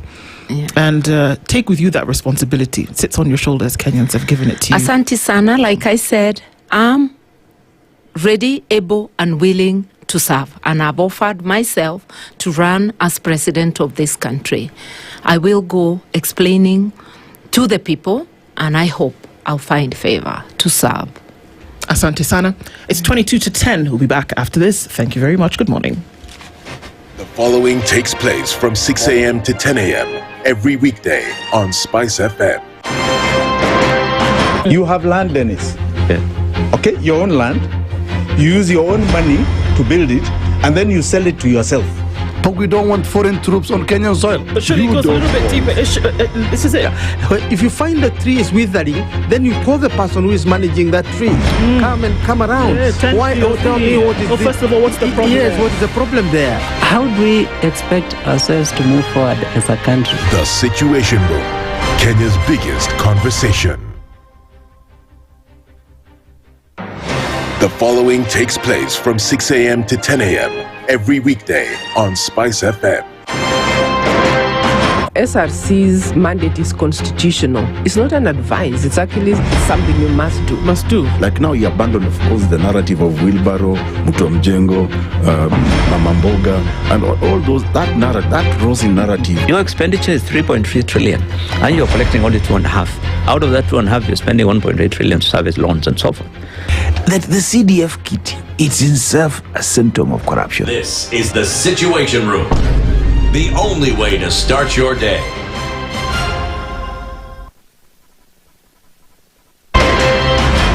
In this country, 6 families and 8,000 Kenyans control 90% of the GDP. We are not a country. We are a plantation. We work for Ruto. When you're telling the judges court orders are papers or they will not obey court orders, they're sitting and you're seeking orders from them. So how are they supposed to interpret it? Isn't it an oxymoron? When you see a judiciary that seems to be under some control somewhere, you start questioning. We have very powerful governors, but they don't use their offices to serve the people. If you are not shameful to do what you are doing, why should we protect you? I'm human. Everybody's human. So when you're told, kuja tuongee, I mean, you'd be a fool to say, stagi kuongea. Conversations have to be had, you know? People in leadership should only go into leadership if they are ready and willing to change the lot of the people. The Situation Room, Kenya's biggest conversation. One of the things that are ailing our country is negative ethnicity. You find you as a state officer, instead of thinking as a Kenyan, you think like a tribal person. Let me tell you something. The biggest problem we have had in this country is a leadership deficit.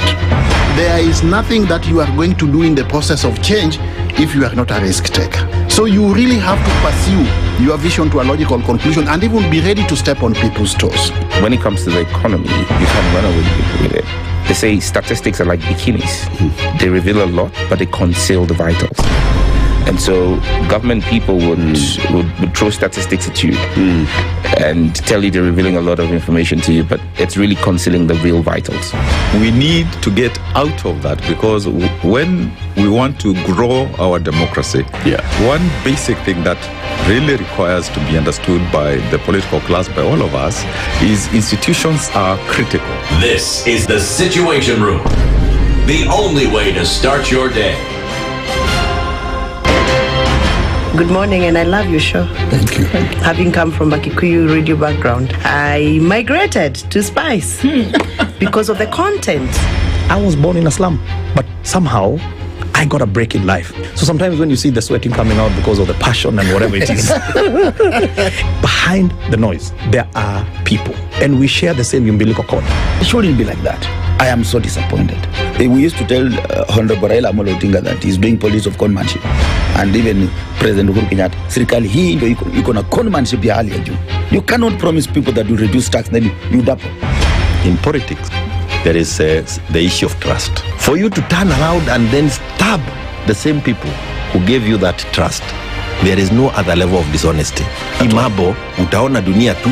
The Situation Room, Kenya's biggest conversation. Mature, intelligent talk every morning. Spice up yourself. Mornings done right. 94.4 Spice FM, Nairobi.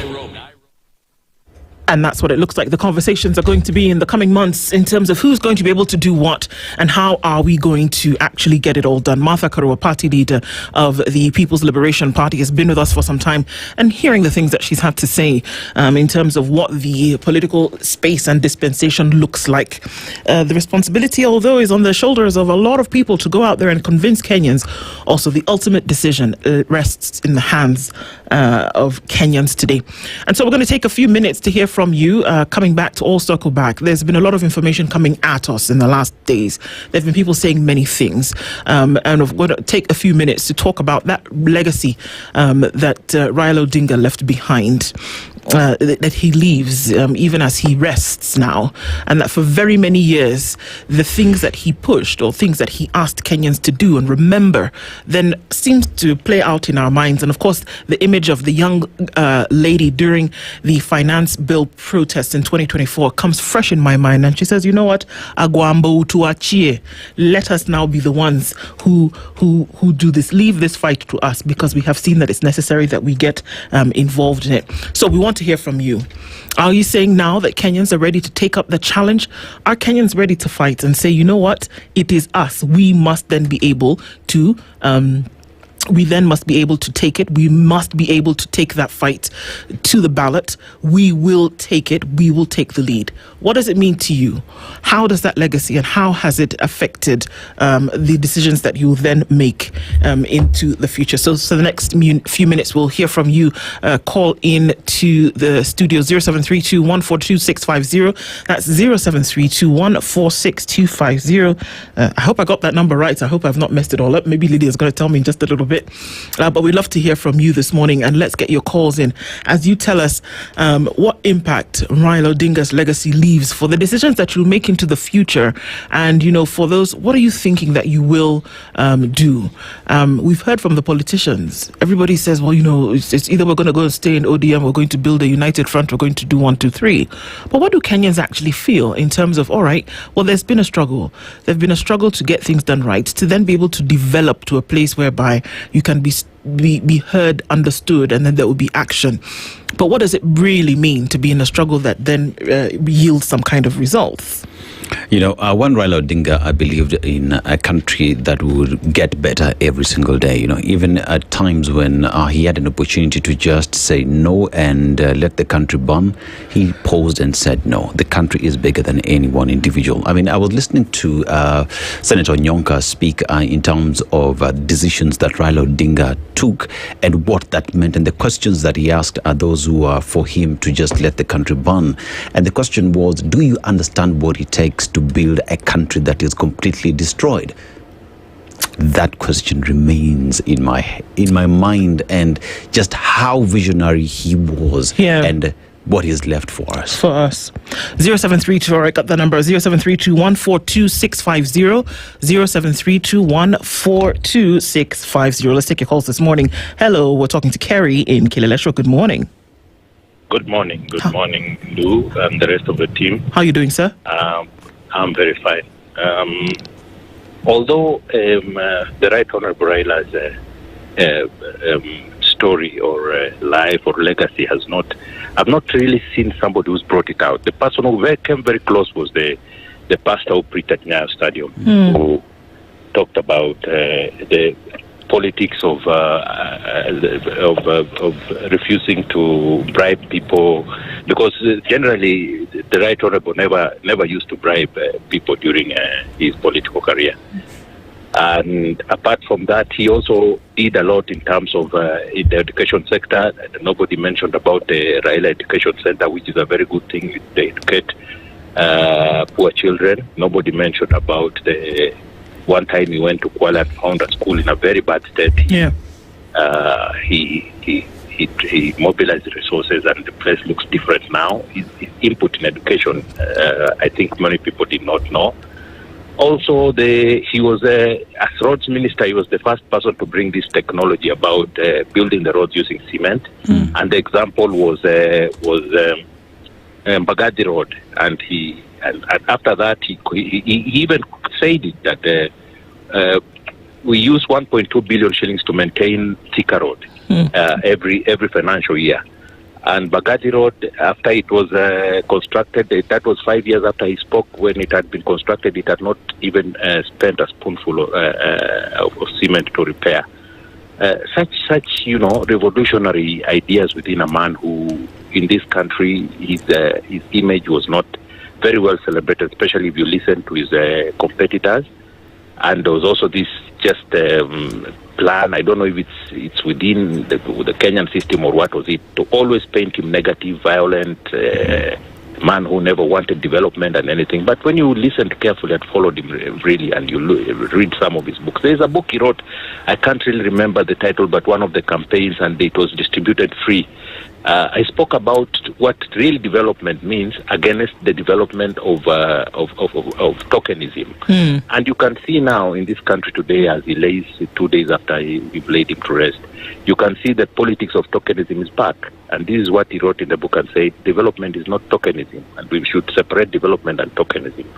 So let me yield this space to other people, but we really celebrate a great man. We'll miss him, but in my socials, I said I will write a proper tribute after 1 year and highlight some of the things that we missed out during this time of this morning. Thank you very much. Great to hear, Kerry. Thanks for that. Also, of course, hearing from you this morning, we are getting to know what your thoughts are around the ideologies that Raila Odinga left behind in terms of legacy. 0732 142 650. That's 0732 142 650. Sharing that from all of you. And just interesting here that Lagat says that, we should be the frontier of ideologies that Raila stood for no matter what. We know it looks like we're under bondage sometimes, but push for accountability, transparency, zero corruption, and zero tribalism. Those are some of the things that we hear, that has to be the order of the day, that has to be the mantra that you chant no matter what spot that you find yourself in. These are the things that you push for. I found it interesting that as Ida Odinga talked about her husband, specifically on Sunday, and she said, you know what, he wasn't greedy for money, and he didn't have this thing whereby he didn't like to cheat people. He wanted to be honest in everything that he did. And I think that there's an opportunity when you find the special ones, and I know that in death, even as we ask this question for people to come and poll us and say, what do you remember? I know that it is in death that we normally remember the things that people do. But for me, what strikes me today, and it has been striking me for a long time now, is that when you find the special ones, or when you find the special things that people you know are doing or can do, celebrate them while they still have breath in them. Honor them as they are alive. Show them that the sacrifice that they're making is worth it today. There's something that it does for a man or a woman where the sacrifice they're making on a daily basis is appreciated while they can see your appreciation. And that it spurs them on to do more. So I think it's a lesson for all of us. In the time that they still draw breath, honor them. In as much as it's an honor to honor somebody, it's good to honor somebody after they've died. And remember them as they're alive. Honor them as they're alive and they still draw breath. There is something so powerful about that when they're alive, to see that you appreciate them. It's something for all of us that we must do. We're taking more of your calls. 0732142650. Good morning. Hello, good morning.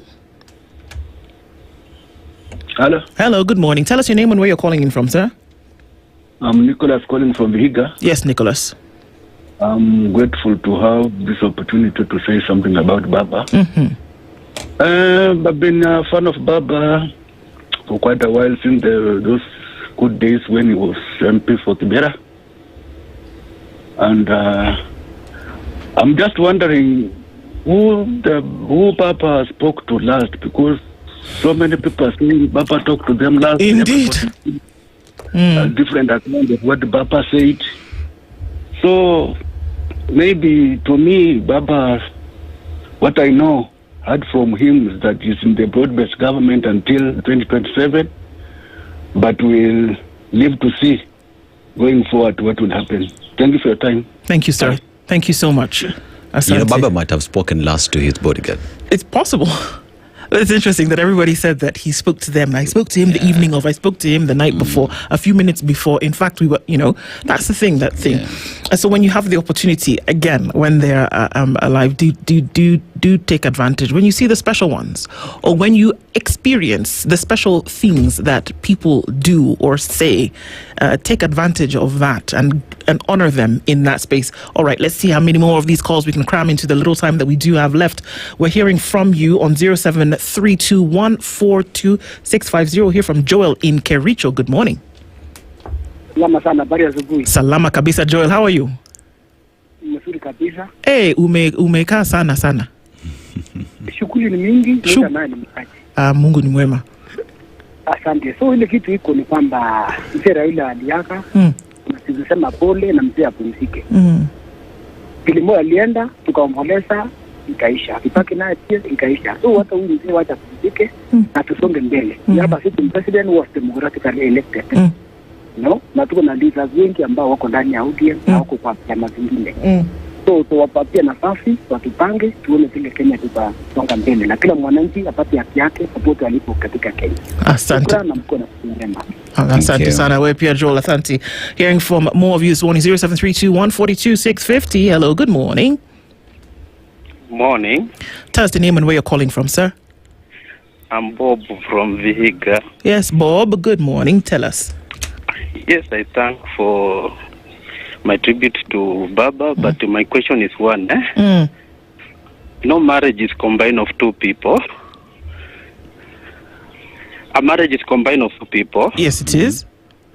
And if one of them dies, will a marriage continue? Will children say they are in marriage? I wonder how the podium MP say they will still be in broad-based government. And the people who are combined in broad-based government was Baba. In the front line. Yes. And one of them now is out. Now, how will that marriage continue? That's a question, Bob. Yes. It's a question, for sure. It's a question. Well, It's a heavy one. It's a heavy one. Thanks for your call this morning, Bob Asante, and you do make sure you have a good day. Sawa sawa. All right, let's hear from more of you this morning as we get into it. 0732142650. Taking your calls this morning. Hello, good morning. Hello. Tell us your name and where you're calling in from. Rajab from Tasia. Yes, Rajab. Yes. Tell us your thoughts about this as we go on. What's the legacy that Raila Odinga leaves in your hands? You know, for my take, these guys like Joho. Yes, go ahead. Oh, yeah. They are fighting for their stomach because huwezi niambia eti ulipewa nani ya. Oh, I think we got disconnected. Let's see if we can get you back in, Rajab. Let's take another call right now. Hello, good morning. Good morning. Yes, sir. Tell us your name and where you're calling in from. I'm Anthony Washira, calling from Mudaya. Yes, sir. Anthony.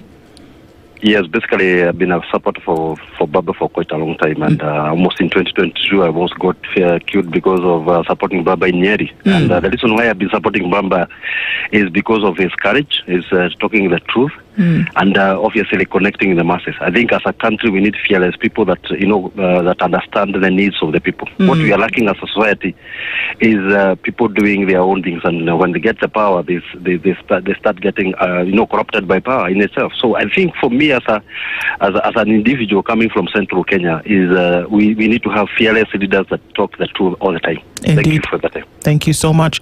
All right, let's take a couple more calls. Calling in. Hello, good morning. Good morning. Yes, sir. Tell us your name and where you're calling from.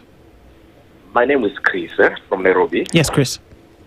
I'm very disappointed kwa sababu ya vitu ndogo hapa nimeona. Kama nini hizo? The first thing is our brothers and sisters from opposition. Yeah. You know, Raila alipenda democracy sana. Na tulimuona hata wakati vitu ni ngumu, yeye hakujali kitu kama mashujaa ya jana ambayo tulikuwa nayo. Nilitaka muulize Madhakarua na kiongozi Kalonzo na Gachagua, mbona hawakuhudhuria ile mashujaa kuonyesha kweli Raila alikuwa shujaa?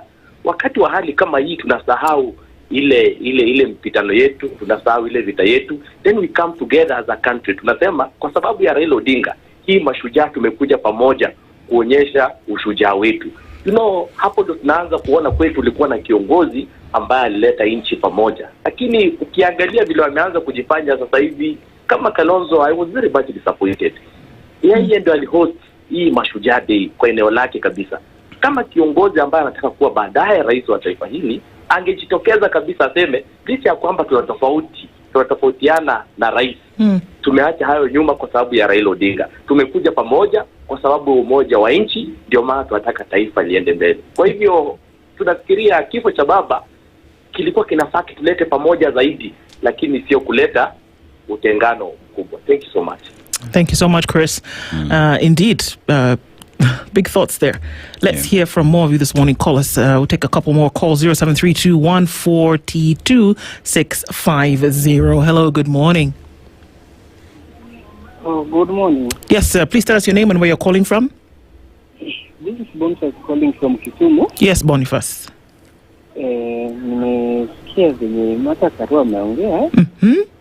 But mimi ningependa sana kusema kwamba Mheshimiwa Raila alikuwa na ujasiri sana. Na alipenda penye watu wangu fikiria kwamba angeenda.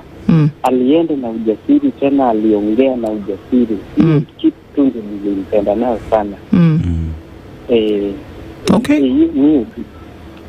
Asante sana. Thanks, Boniface, calling in from Kisumu. And thanks for all of you who called in this morning to be able to share your thoughts, because, still a big thing and it's taking us through. And thank you for joining us on the Situation Room this morning. These are thoughts that are going to continue to permeate our conversations and our discussions going forward, that forms the discourse. And that's why we have the conversations here on the Situation Room. Thank you for being with us on this 21st of October. Conversations continue. Good morning, 10 a.m. Spice up your life. The latest news from around the world. 94.4 Spice FM.